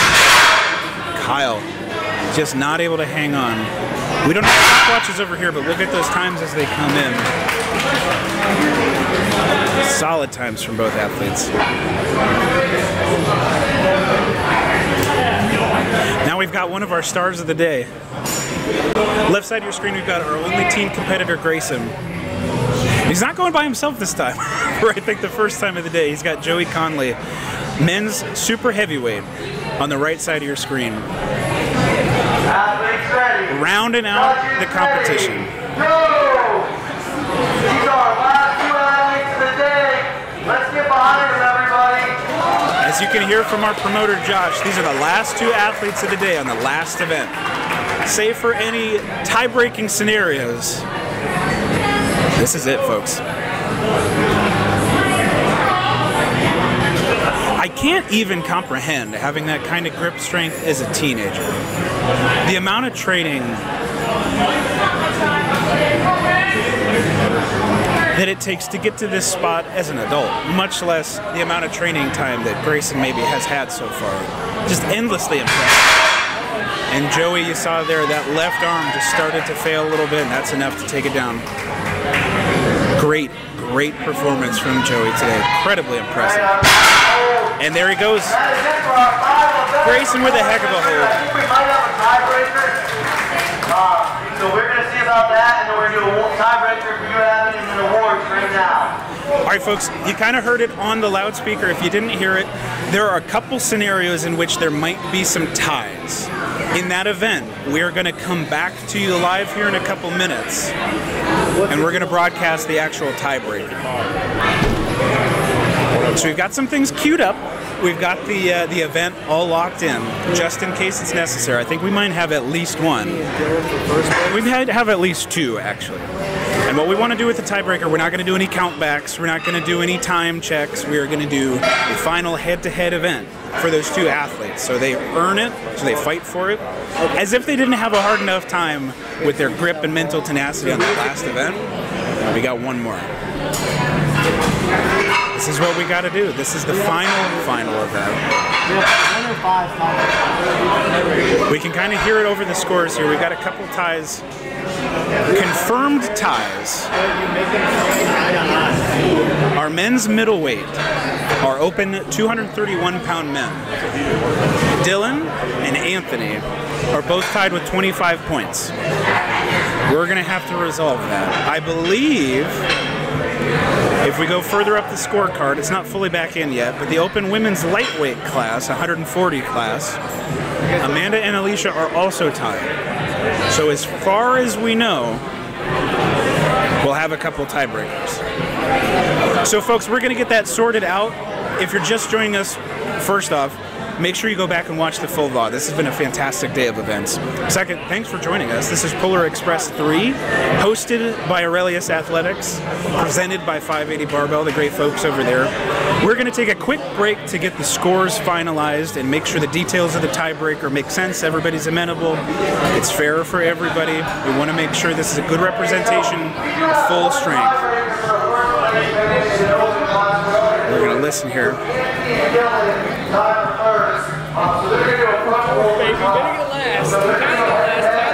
We're seeing it. Okay, we're seeing it live here. They're moving pretty quick with the scoreboard, folks, so we might not cut away, actually.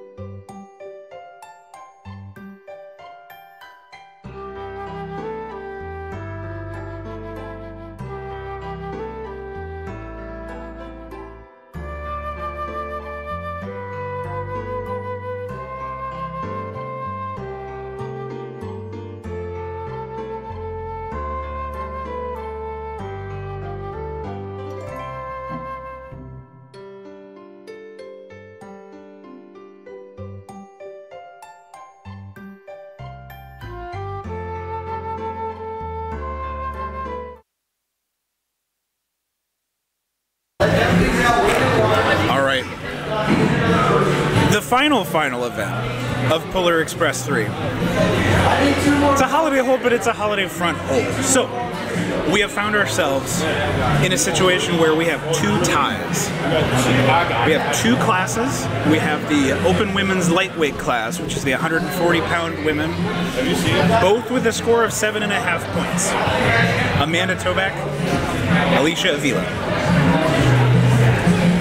In our open men's middleweight class, our 231 men, we have a tie with Dylan McCannellan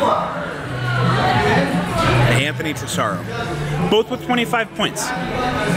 So what we've got on screen is the hold for time. You're seeing a lot of people in front there, but this is going to take a lot to make happen. What they are going to do, essentially head to head, is hold a plate in front of their bodies. for as long as they can. Last person standing has sole possession of first place. For our women, that is the difference between a nationals invite and no nationals invite. For our men, I think we have enough people in the men's class with 7 competitors that both will go. But our first place, all right. All 4 of our competitors with their arms outstretched.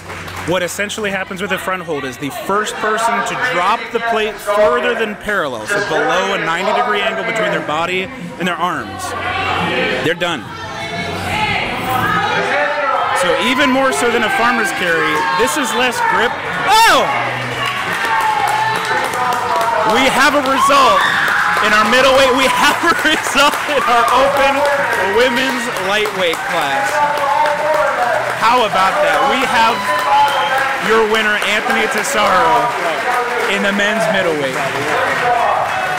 As with that, we're going to call it. Guys, check the scores on ironpodium.com. Check out the rest of the VOD. Once more, this is Polar Express 3. We're going to close it down. Thanks so much for watching. Share the video with everybody. Make sure it gets watched. What a fight. What a fight all the way top to bottom. I've been Sean Fuller. You've been a great audience. Thanks for watching. From 580 Barbell, Aurelius Athletics. Thanks so much. We'll see you next time.